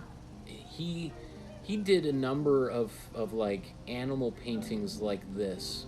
I think he even did a bunch of horses, if I'm not mistaken, that you might want to look at, because what I'm seeing here, like just this tail, like that's a lot of confidence to paint the tail like that. So that's good. I really like that horse. I think, as I said, we looked at that before. If not, I think I was really impressed. I am still impressed with these trees. These look like poplar trees and like that peeling bark, right? Just the little tiny marks like that help me understand exactly what I'm looking at. This little bush of flowers back there. So again, here we've got this nice pathway that leads us into the painting, right? And it's kind of bookended on either side, right? The only thing I would say is, like, if you're gonna have a pathway in your painting, where does it go to? Like, what is there a payoff somewhere? Like, if we walk down this road, what would we expect to see here? Is there a sunset there, or a building, an old house, a haunted house, or a bridge, a tunnel, a mountain, the lights of a city, or I don't know. I mean, you don't have to, but I think it is interesting to think about what could be back there. With this one here, these waves crashing into this dock and this house, I think this is a kind of painting, I think having a little bit more understanding of perspective in terms of drawing, I think you would find very helpful. Because I like a lot of stuff that's going on in here. This reminds me a little bit of Edward Hopper and these big skies and these little houses on the kind of Montauk, northeastern United States and eastern, the Maritimes and Canada. That's what this reminds me of. But it's a little confusing because we have this building, like the way the perspective is, and if you've never heard of that term, perspective is a system that artists in the West have been using to create the illusion of space on a flat surface, and it existed before photography. But what's exciting is photography sort of proved, because perspective comes out of, is originally a mathematical solution, or was invented by mathematicians and then adopted by visual artists, and then in the 1400s, and essentially proved to be correct by photography 300 years later, which is really exciting that basically, artists and mathematicians could propose something and then to have it later, before cameras existed, although there was the camera obscura. But anyway, so but there is a little bit of like this tree and these rocks down here. Like it's a little strange as to how, like, I feel like if I was to do this painting, I would probably just cut this part off down here and let these waves come in right here. I would probably change this perspective a little bit. It's kind of hard for me to do right now because I don't have any paper or pencils to show how I would reorient this composition. But I do, a number of things are working really well here. Like the waves crashing into the dock and into these rocks are really well done. Like, I really get this sense of the splash happening here. The colors are gorgeous and beautiful and bright. I think we've got a bunch of this warm blue back here, and we've got some cool blues down here. I'd probably just invert that so we have the cool colors back here and then warmer colors down here. I think that would also, I mean, maybe even if you took this blue and put a little bit of that down here, that could probably be really helpful.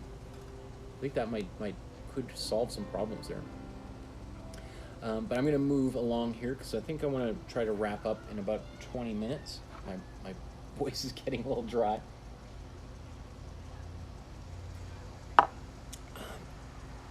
And we did hear on the radio today that there is like an air advisory because of the fires. So I don't know if you can tell behind me, but the sky just looks, it looks kind of just white on the camera, but it's kind of like that in real life. It's not too, yeah, it's actually basically, I thought this was like, it looks like the iPhone is just not capable of the dynamic range. But it's basically exactly, there's a lot of smoke in the air, so I probably sound like, even though I don't smoke, it's probably starting to sound like I'm I'm talking like I've been smoking 5 packs of cigarettes a day. Because my throat's getting a little...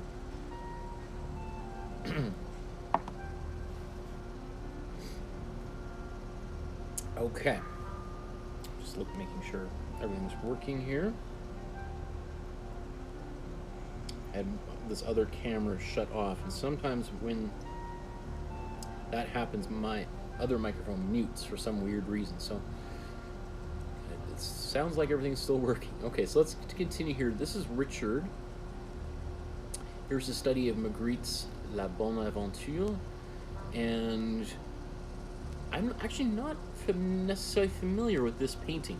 I know he did a number of paintings like this, so I'd be curious to know if Richard changed the composition, like kept the general idea of this painting, but just sort of changed it around, or if this is what the original looked like.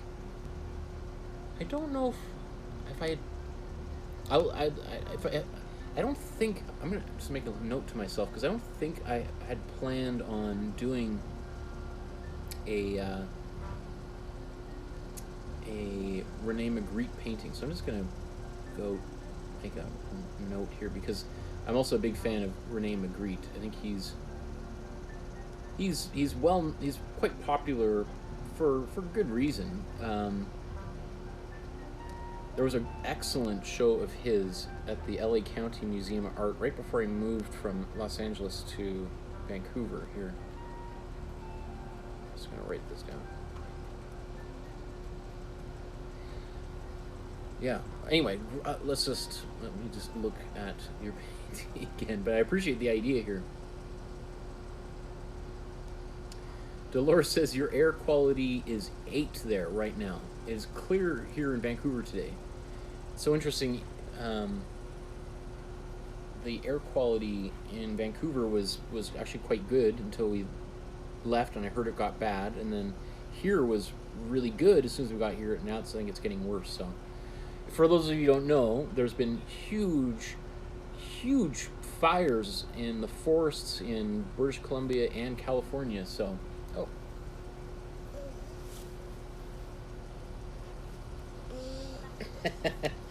There she is. There's my wife in the background. Paula asked to see you guys. I don't know if that's what you were seeing. In the forests in British Columbia and California, we're replaying something. She loves touching tablets and screens, don't you? Oh, it's, so we're looking at art that all these people all over the world have been sending in. All these really cool people have made all this really cool art, and they're sharing it with Daddy.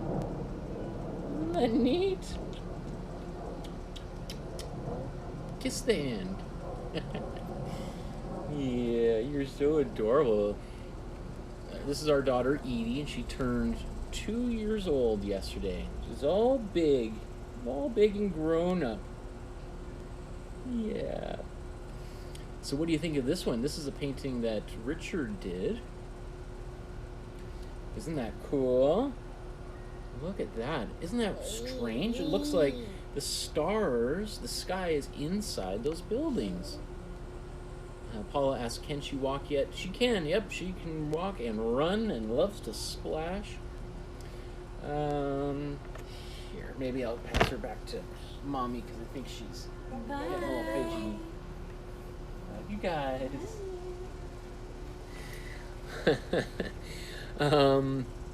Thanks for indulging me. Appreciate that. So anyway, we'll get back to Richard's painting here. So I love this painting. I don't know exactly the painting it's based on, but it looks really cool. I love how you added the signature in the bottom. If I recall something like, I think you might have said you used a lot of tape to do this, which is pretty. Come on. Which is evident here. We see like all these very nice sharp lines here you've done. Not easy to do, but you did it, and I'm so proud of you for doing that, right? It must be so satisfying to see a painting like this after you've completed it, and to know that you know how to do a painting like that. Like, that's the other thing too, is it's not necessarily, especially when it comes to the paintings that you guys do with me, like the Van Gogh and Tom Thompson and Agnes Pelton. It's not so much to do a great job of it and make a perfect replica. It's just the fact of trying to do it and learning some of those techniques. And then once you have those techniques, they go in your back pocket and you can deploy them whenever you want to express yourself. It's like reading Tolstoy or Macbeth or something. Like, it gives you words that you can then use to express yourself more coherently or more articulatably. That's the least articulate thing I may have ever said. Articulatably. I got a t-shirt with that. Okay, so that's great. And Dolores says, happy birthday, Edie. Yes, just with the 1D. It's funny, I didn't even think about it until maybe she was 1.5 years old, how when, I can't remember where we were, and somebody started, a doctor was like, Eddie. I'm like, oh yeah, I guess kind of on a piece of paper could look like Eddie, but it's Edie. Okay, so here we're moving on to another painting by Richard. This is the version 1 that he sent in, and this is version 2. Let's make that a little bigger. And if you can notice the difference.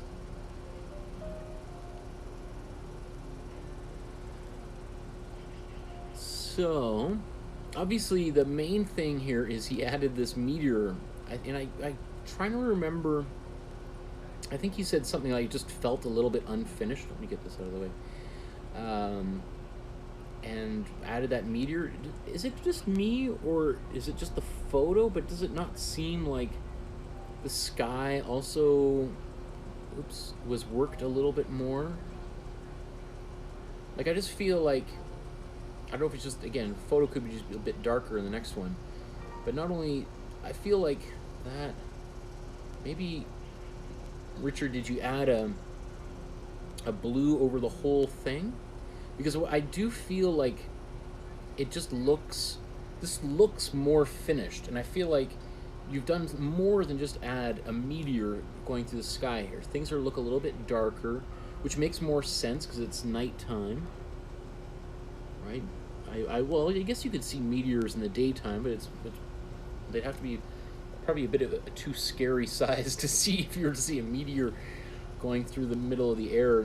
I guess it just would look different than this, right? It might have like that, like a, not chemtrail, but anyway, this is great. I like this a lot, Richard. And it makes me happy that you saw your original, felt there was missing something, and you solved that problem. That's as an artist, we are always seeing something wrong with the painting. What does it need? And sometimes it's just, I mean, I remember when I was in art school, sitting around with friends till the sun came up, literally looking at somebody's painting and going like, I think it needs a bit of pink in the bottom right corner. And then, no, I think it needs a little bit of a purple, right? And we would take like little pieces of paper, you paint onto a piece of paper and then cut out a shape, and then with some tape it onto the surface of the painting, and then just sit back and look at it, and even kind of like squint your eyes a little bit so that it kind of gets a little bit fuzzy, and you can kind of imagine that shape actually is paint on the canvas. And that was one way we would use to try to help visualize the picture. Another thing you can do is you can take a photograph of your painting and then bring it into like your computer, and let's say we go to Tools, Adjust Color, and then you could do something like, okay, what would this painting look like if we were to, really amp up the saturation? Well, that's what it would look like. So I could take, let's say, a wash, a little bit of a reddish, brownish wash, put that up down here. I could put some more cool blue into the horizon, etc. Darken this tree, right? So that's the original. Or I could change the color temperature entirely, right? Make it very cool. Take out all of the warm colors down here and just put in like almost a gray monochrome down there. Or go the other way, add like almost a reddish, purplish wash into the sky. So you can use your computer to help simulate some of those things as well. Let's continue on here. Here's Sandra. Says, having issues with my flowers in the meadow. I think I talked about this on Facebook. I responded to this here.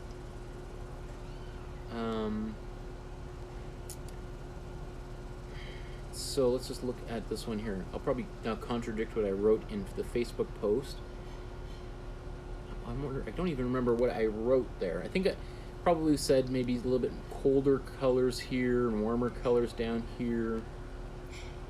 Put a little bit more warmer greens down here and cooler greens back here. Maybe even adding some white into the color as it recedes, because white or gray will make things look like they're further away because it desaturates the color. We did that. We've done it many times, but what's in the Carl Rungus painting we did maybe a month ago in July. We did that painting of a lake in British Columbia, Lake O'Hara. I think that's what the painting is called, Lake O'Hara by Carl Rungus. Again, you can watch that video. And we used quite a lot of white and gray mixed into the colors, and that just makes things, has that atmosphere.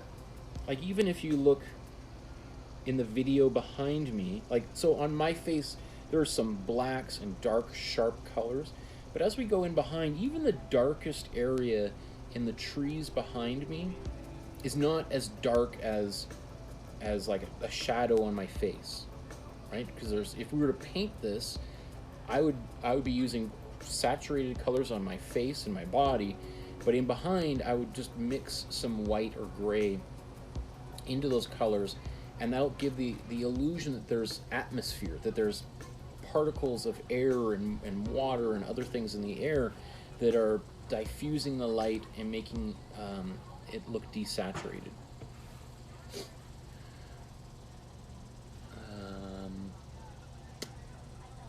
What else could I say? I mean, I could see putting like the sky in the top back there. I mean, it's not clear to me what we're actually looking at. Like, is this a pond or a little puddle, or are we flying over a landscape? And do we expect to see trees down here? And like, what is the scale? And you don't have to answer that question. You can keep it ambiguous, but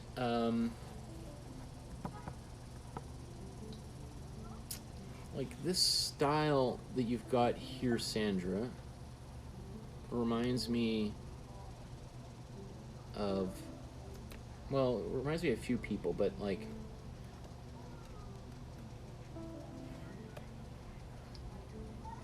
Grant Wood, you know, famous for American Gothic, which we're going to do this painting in the new year.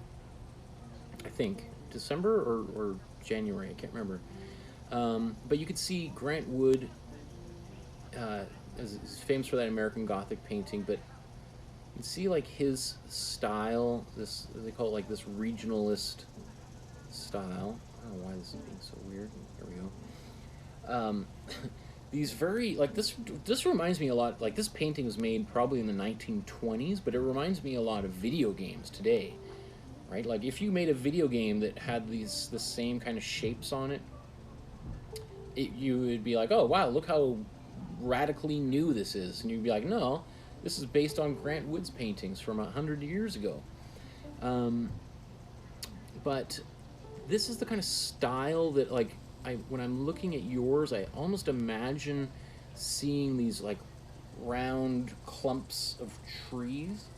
So anyway, maybe take a look at Grant Wood and see if there's anything in there for you. Let's see, what should we talk about next? Because we're getting pretty close to the end here. I think I might have talked about this. This is Vanya Elisa. She's doing the drawing class, and this is a drawing she did. This actually reminds me a lot. There's an Anna Mulka Ahmed painting that is, I think I was going to mention that actually, now that I think I talked about it before, that is quite similar to this. Anna Mulka Ahmed, again, is the woman who used primarily a palette knife in her work, and we looked at her work just a couple days ago. So check her art out. So another plug for the drawing class. I think drawing is really helpful. Anyone who wants to get really good at painting would be really well served learning how to draw. I think at some point it becomes obvious to all painters, if you haven't done any drawing, you get to a point where, like, you know what? I know how to paint really well. I know how to mix my colors really well. I know how to, I've mastered warm and cool colors. I've got all these different techniques, but things still look a little bit awkward. Like, I think, did we talk about this one as well? I think I might have talked about this one as well, and how it needs a circular base. So here's a painting by, another painting by Susan called Boat on the Pond. I think this is one that she came up with herself. So I think it's beautiful. I love the colors in here. I love this bright, cool blue back here, almost a teal with these oranges and reds and pinks and peachy colors. I love this cool peachy color in behind, and then, like, let's zoom in. That is really nice. This color that you put in behind there, great job, Susan. And then this gray branches, that's That is awesome. It really gives a lot of depth to that forest. That is really, really well done. Now, what is this? Is this a reflection? What's going on here with this white? I'm not sure I can understand what's happening there. Here, I'm just going to brighten. It's gotten a little bit darker here. I'm just going to brighten my camera.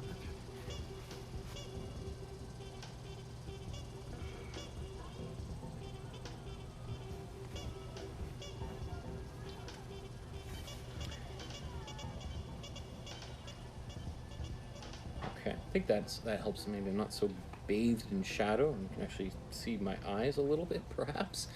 Yeah, I'm not sure what this is. I was going to say it's a reflection of the boat, but that doesn't make any sense, does it? Huh. So I think I want some clarity as to what this is in there. I love this waterfall in here. I think I want to see I don't quite see the reflection of the waterfall, or these rocks, I guess. It looks like water going over these rocks. I'd expect to see the mirror shape here. Painting reflections on water is tricky, right? And it's hard to get them, you know, you can literally take a mirror and let's say like and hold it against in the middle of the canvas here, and you would see what these reflections would look like. And then you can take the mirror, like, so you put that mirror down, you look over, okay, move the mirror to the side, draw or sketch or even take a photograph on your phone or something, and then have that side by side so you can see, because it is, we talk about this in the drawing class, I think on our very first episode, to take an image and then to invert it, or in this case take it and invert it down here, it takes a lot of creative brain power that is a skill and an ability that for instance, like, little children do not have, like, up until they're maybe like 8 or 9 years old, are almost incapable of doing this. People who've suffered like traumatic brain injury are incapable of doing those mirror images. And you can learn how to do it, right? Which is a big part of what art therapy is all about, is helping people to develop those skills back again. And I'm not saying that you're not able to do that, Susan. I'm just saying that it's tricky to do for even the healthiest person to get these reflections done. And I also see down here on this side, this tree, this reflection is coming out this way, which means that tree, it suggests that this tree would be leaning also diagonally over the water. So I think it should just be going straight down. Unless there's something, unless that's not water. Is that rocks? Could be a shoreline. But again, you see, again, this is that little bit of confusion that I have as a viewer, and you want to, you don't want people to be confused when they're looking at the art, at your artwork. You want them to be just like, wow, look at these beautiful colors, look at how beautifully it's painted. You don't want them to get stuck into what is really like probably the least interesting thing, is to like, why is that missing a reflection, right? So, because, you know, people will do it, right? So I'm trying to help you guys as much as possible to sort out some of those problems, because sometimes, you know, I had the same things myself. Like, so for instance here, there's this reflection to a tree that doesn't exist, right? Or at least I think you need to paint this tree here, like this branch. Does that belong to this tree? Okay. But it's you know, I have those same sort of things. Like, I've probably done it in a number of our episodes so far, painted a reflection or forgot to paint a reflection, and everyone else is just looking at me like, what is going on? Does that idiot not realize that he forgot like Oh my goodness, this guy doesn't know what he's talking about. Sometimes you have to just sit back and look at it and you're like, oh, I don't know how I missed that, but okay. I'm gonna move on, but I really like this painting. So it's really just a few reflections. I think this boat is pretty well done. There's something a little weird here with the shape of this boat. I can't figure out if maybe this side of the boat needs to come up a little bit more and be a little bit square. Like, if I was to guess, that would be the first thing that I would. And also, like, I feel like this, you would trim that. Just, if this is based on a photograph, I'd say the answers are in the photograph, and there's something that is. I would look at that photo and to figure out what, like, even maybe it's this reflection. You see, the reflection might have all the answers in it here. If this boat, then it does. You see, your reflection is giving you the clue. I think this needs to come out this corner. If we zoom in here, see how the reflection points up here, and if we draw a line straight up here, that's where this is supposed to go. So that's your point. This corner should go right up here. Ah, I'm getting itchy nose. I get allergies, really bad allergies in the summer. Okay, so let's look. I think we've got about 4 more paintings, and then we're all done for the day, in case you're wondering how much longer I'm possibly going to go on for. So we have, this is another painting that Susan did. I think this is a Cezanne still life. She said she used a different color palette than I do, in a different kind of process. I think I commented this on Facebook. I think it's gorgeous. I love it. This might have been from another online tutorial that she did. And she's using much brighter colors than Cezanne. If you recall, Joshua took a picture of a Cezanne at a museum and we looked at probably an hour ago. In fact, let me see if I can just find that image. So here's a Cezanne painting. This is a Paul Cezanne, probably from Aix-en-Provence, where he basically lived his entire life as a bachelor. And this is the painting he would have done of these bowls and or these fruits and vase would have been much closer to that color palette of that painting I just showed. So this one has a lot more bright, saturated colors, these purples and teals and greens and yellows, especially in the background, are much more modern than what he did. I like it. I like it a lot. It's a very fun painting. I like this blue in the shadows. It's interesting. It might be almost a little bit too much white in that color. Almost, but maybe he did that. I don't mind it. Huh. Yeah. Let's go on here to Sharon's painting here. Look, this is great, Sharon. Oh my goodness, that's beautiful. So here's this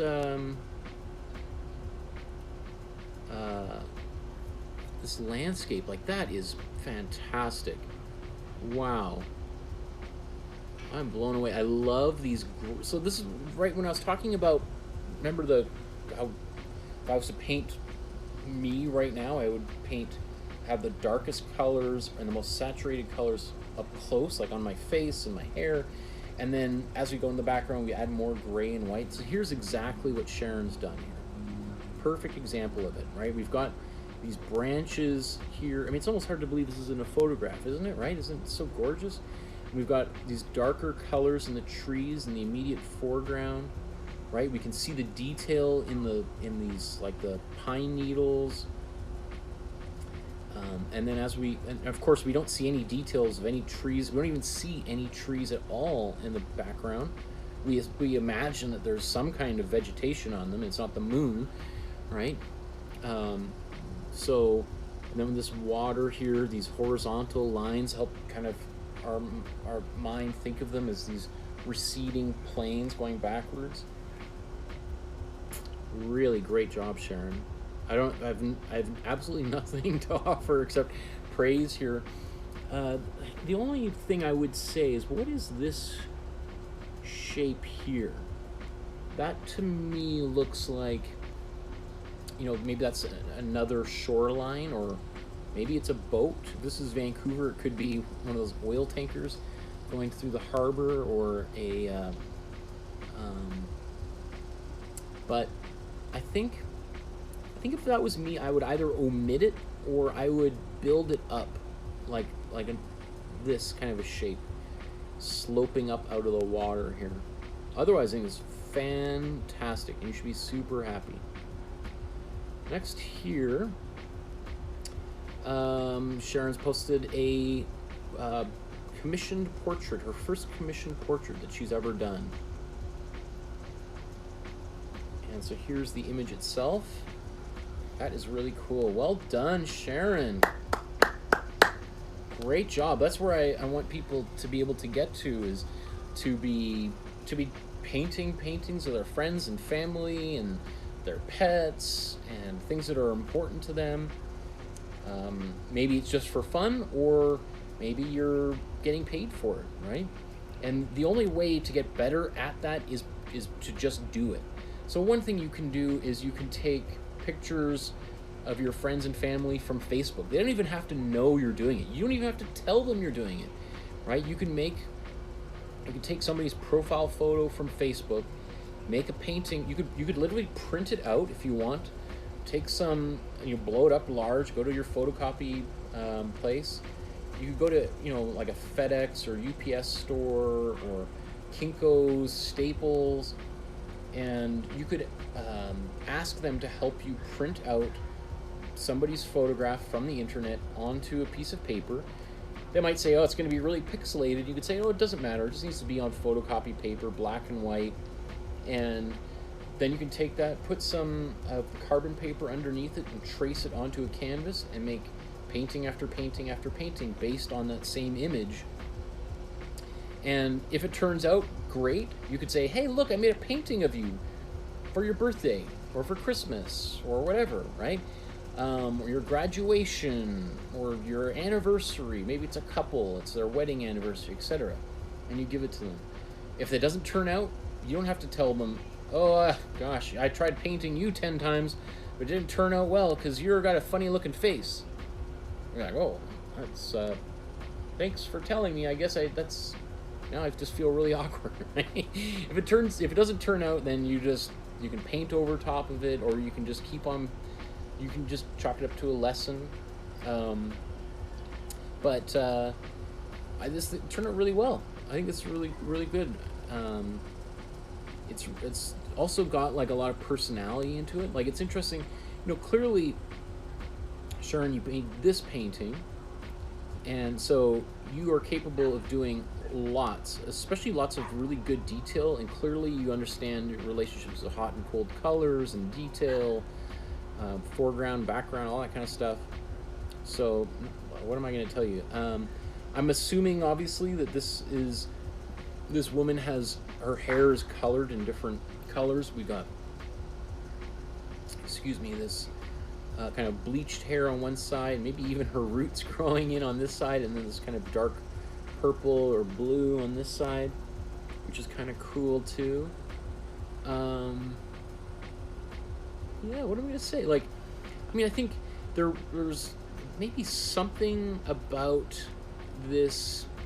her nose here that is a little bit, quote unquote, like anatomically incorrect, but it doesn't bother me. Like, we're gonna be painting Picasso paintings in it's gonna come up fast, about a month and a half from now. And Picasso, of all the people, he could not care less about anatomically correct.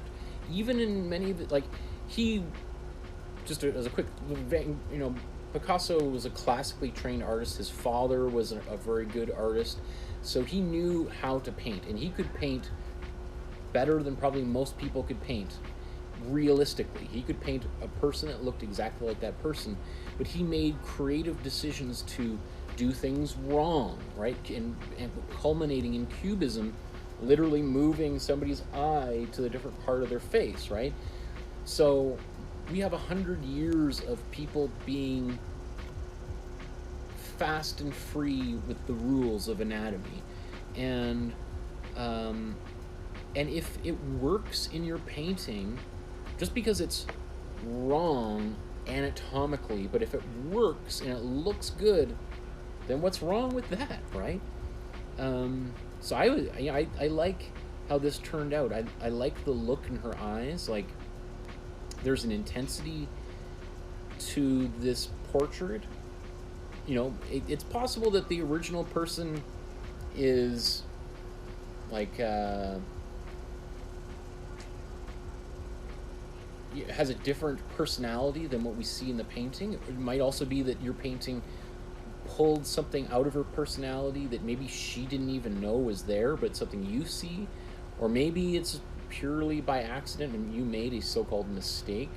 All of those things I don't mind. Like, I've had hundreds of students paint my portrait over the years, and even the weirdest and strangest ones, even if, you know, it's like, oh, like that's interesting. Is that, what are they seeing in me that provoked that particular kind of a look? Like, that is very strange. But it doesn't upset me. I know I might be very different than somebody else if you made a portrait of somebody else, but the look I get from this woman is sort of this like intensity, like these eyes that are like, you know, so it's, yeah, I don't know, she looks beautiful. She also has like a fire or an intensity in there, which may or may not be there, but that you've brought out, which I think is fantastic. Anyway, let's I think we'll end here. Here's another new addition to our community. This is Beverly Inkster, and her nod to Maud Lewis. And this is a Red Dog Finds a Home. So I think this is, you know, a scene that she's invented herself. And again, this is where I want everyone to get to, is where you're making your own paintings and you're really allowing for your own style to come through. I know there's a lot of people who want to be able to paint things realistically, who want to paint an apple that looks exactly like an apple, or a person's face that looks exactly like a photograph. And that is, you know, that's there's nothing wrong with that desire. The one thing I would say is, if you paint a painting that looks exactly like a photograph, where are you in the painting? Like, I mean, there was an art movement called photorealism, and that's mostly was in the 70s. Like, Richard Estes was probably the most famous photorealist painter of all. But so I would kind of, part of me would say, like, well, that kind of thing has been done. You know, we're approaching 50 years ago that was done. So it's like, what would be your spin on that, right? Like, if you really want to paint exactly like photorealistically, then I would say, what about photo surrealism? Which, maybe there's probably photo surrealism, but painting things that hyper realistic, almost like what Dali did, but a little bit strange. Or paint, let's say, photorealism, but the colors are all wonky. So you paint somebody's face, it looks exactly like their face, but instead of, you know, whatever skin color they might have, you paint green and blue and orange. And people are like, whoa, it looks like a photograph if all the colors were reversed or something. That, to me, would be way more interesting than the painting just looking like the photograph. because at least I would be kind of intrigued as to, wow, this is some interesting color choice. You made some creative, artistic choices there. So anyway, I think this is really cool, Beverly, and welcome to our group. I know you've been with us for maybe a month or so already, but it's so cool to see these images. I'm not going to show them yet because you've done a few really cool ones based on some of the upcoming artists like Tom Thompson. And I think you did a Ted Harrison one as well, which this clearly has some Ted Harrison inspiration in here. You can see you like those artists. So anyway, I think it's really cool for me to see you guys. The more and more you embrace what makes you unique, the more interesting your art becomes. The more that you try to jam your own style through this cookie cutter kind of shape, I think the less interesting things become. The most excited I become, probably I would hope it comes across, is when I see your versions of the paintings that we're doing in class, and when you just give it this weird spin to it, like, you know, putting a beard on Superman, right, or painting using different colors than the artist originally did, or omitting certain details or adding certain details, changing the patterns, the backgrounds, those kind of things. Like I often feel those. I mean, I can't help but do it sometimes. You've seen me crop things out. Often my colors are a lot brighter than the original colors that artists are using. And, you know, that's maybe a good thing, or some people I'm sure who watch go like, wow, look at this guy, he changed, the background was just a gray clouds, and his grays got purples and blues and stuff, and they're more colorful. Well, part of it is because I want you to learn how to mix your own grays, but I also, I love color. If I'm going to make something, I want it to be as colorful as possible, even if it means doing it wrong, right? So, but I could see, on the opposite, I could see some people saying, well, what if we just took a famous, like a Matisse, a very colorful Matisse painting, and desaturate it, turn the bright colors into pastel colors, or go the other way and make it super saturated, make it neon colors. Like, so as an artist, it's like, where do you find your unique approach to life, really, in general? Like, what is your unique voice? And we spend 4 years at art school talking to students, trying to help develop their voice and their unique approach to painting. So it's not like this is something that you can just like watch a few YouTube videos and you're going to figure it out. That's like when I was telling Lori, you just got to generate lots of work. Like when I see Josh, for instance, is the best example in our community of creating hundreds of paintings.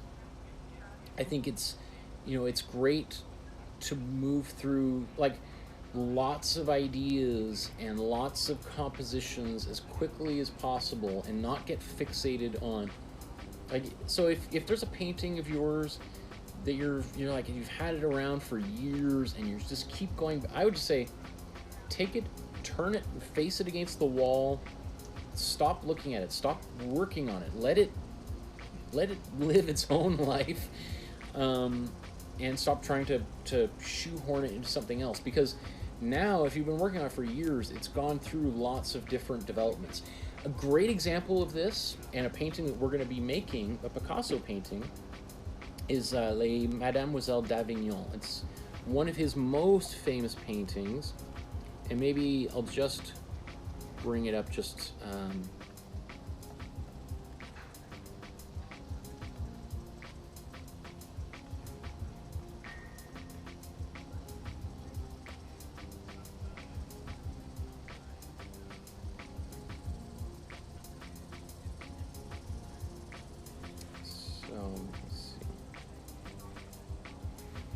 So maybe you're familiar with this painting. Oops. Well, let me zoom in. Is that as big as I'm going to get? So this is a painting. Picasso made this painting in 1907, I think. This is on display at the Museum of Modern Art. It's one of the most famous modernist paintings ever made. So he made this painting in 1907. And remember, Picasso is, even at 1907, is pretty well known. He's becoming pretty famous. This painting, now I'm trying to remember when it was exhibited. It's either 1910 or 1916. But either way, he had this big painting in his studio turned against the wall. He rarely showed it to anyone because he didn't think it was any good. He thought it was garbage. But obviously there was something in him that said, don't paint over it, keep it. And maybe, I don't think he did too much correcting. I don't think it just sat there against the wall in his studio until I think he continued painting for another, as I said, 3, 6, 10 years. I'm not sure what the timeline was. I'll figure it out by the time we paint this painting in October. But the lesson there is that he painted that painting, was not happy with it, put it aside for years, and then one day came around to it and was like, whoa, this is like maybe one of the best things I've ever done.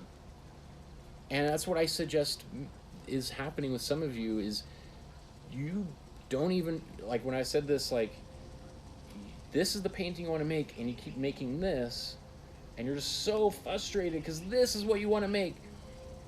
But maybe, like, you just don't realize how incredible this is. It's just so new, so different, so unlike anything you've even seen before or thought you were capable of doing, that it scares you, quite frankly. I've had many artworks like that where I'm just like, oh, I don't know, this is so weird, so different, I don't know. And other people are like, wow, that's so cool. And you're like, really? So we are, like, that's whenever I've mentioned this before, whenever you have exhibitions, or I have exhibitions, I have to try to make twice as much art that will go in the show, bring it to the gallery, and talk to the gallery, the people that know how to sell the work, or the curators who have, you know, probably a better eye for editing than I do. And we talk about things like, what do you think? If you're going to pick 5 out of these 10 or 15 paintings, what would they be? And I am always surprised by by those conversations, which I've had hundreds of over the years. And often it's like, I'm trying to think, I don't know if there's ever been a time where the painting that it's usually the painting that I think is one of the worst is one of their favorites. It happens almost every single time. And it's the one I'm just like, I just brought because I'm figuring like, I'll just, maybe they'll tell me how I can fix it or something, right? And that's the one they usually like, oh, they keep going back to and gravitating towards. And usually the one that I like the most, they're like, And sometimes that's the one I have to fight to get into the exhibition. And I'm like, this is my favorite painting. Like, this is the one I'm going to hang this in my bedroom or something. After they're like, well, okay, if you really want to hang it, okay, we'll put it in. But I'm telling you, it's not going to sell. It's not. I'm like, really? Like, so, hey, and I've been at this for 25 years, and I'm telling you this, right? So if you're just beginning and you're coming up against the same things where you're not happy with what you've done, it's possible that there's problems with it that couldn't be fixed, like we've been talking about for the past 4 hours. But it's also possible that it's perfect exactly the way it is, and you just need to come around to it. And like Picasso, it might take you a decade before you realize the masterful genius of the work you created right now, right? Okay, so I think I'm gonna save it, call it a day here. I don't think anybody wants to hear another word from my voice for a few more days. On Tuesday, this coming Tuesday, we're going to be looking at the art of that's right. On Thursday, we're talking about Matthew Wong. But on Tuesday, we're going to be painting a Paul Kane painting. Now, secret is I've already painted this painting because I'll still be here in Calgary until Wednesday. So I've already done this painting. It looks so good. I'm so excited. It is one of the most famous paintings historically in Canadian history. It's Paul Kane he was an artist that lived. Let me see. Off the top of my head, I think 1801 to, let's say, 1870, something like that. And it's a painting called "Scene from the Northwest." I'm tempted to bring it up on the screen and show you, but I think it kind of steals the pleasure of seeing it unfold in real time. But yeah, it's a painting. It's at the Art Gallery of Ontario in Toronto, and probably if you were to make a textbook of the 10 most famous paintings in Canadian history, it would be in that list, absolutely, for sure. So we're gonna do that painting. I've already done that painting, but I'll be here live commenting while that video is playing. I hope you tune in for that. And then on Thursday of this week, I'll be back in my studio painting in real time live with you. We'll be painting a painting by Matthew Wong. And Matthew Wong, unfortunately, is no longer with us. He also a Canadian artist who died just about 2 years ago, I think now, and was a young artist. Probably he might have been in his late 20s when he died, and I didn't even know. I had never heard of him until one of you made a painting of his and posted it onto the Facebook group. And then I was like, oh my goodness, this is incredible. This guy's amazing. And so we're going to look at or maybe two of his paintings on Thursday this next week. So I'm really excited to do that. And I've basically plotted out all of the paintings that we're going to be doing at least all the way until mid-November. And I already have ideas of what I want to do for the rest of that. And it's going to be, I just like look at it and think, oh, wow, we're going to do all of these. These are all my favorite paintings. So hopefully you'll find some of them to be some of your favorites as well. Okay, everyone, thank you so much for joining me here in the chat. There's so many pleasant things, you guys, niceties you're saying about our beautiful daughter, so I appreciate that. And yeah, thank you for spending 4 hours of your Sunday with me here. If you're watching this later on a Tuesday, well, thanks for spending some of your Tuesday with me, or whatever day of the week or part of the morning you're at. Thanks so much for joining me. It's honestly a pleasure and an honor to be able to share the experience of making art with you. So we'll pick it up in a couple of days. Look at Paul Kane and then Matthew Wong on Thursday. See you guys. Enjoy the rest of your evening wherever you are. Stay safe and keep painting. We'll see you soon. Okay. Good night, you guys.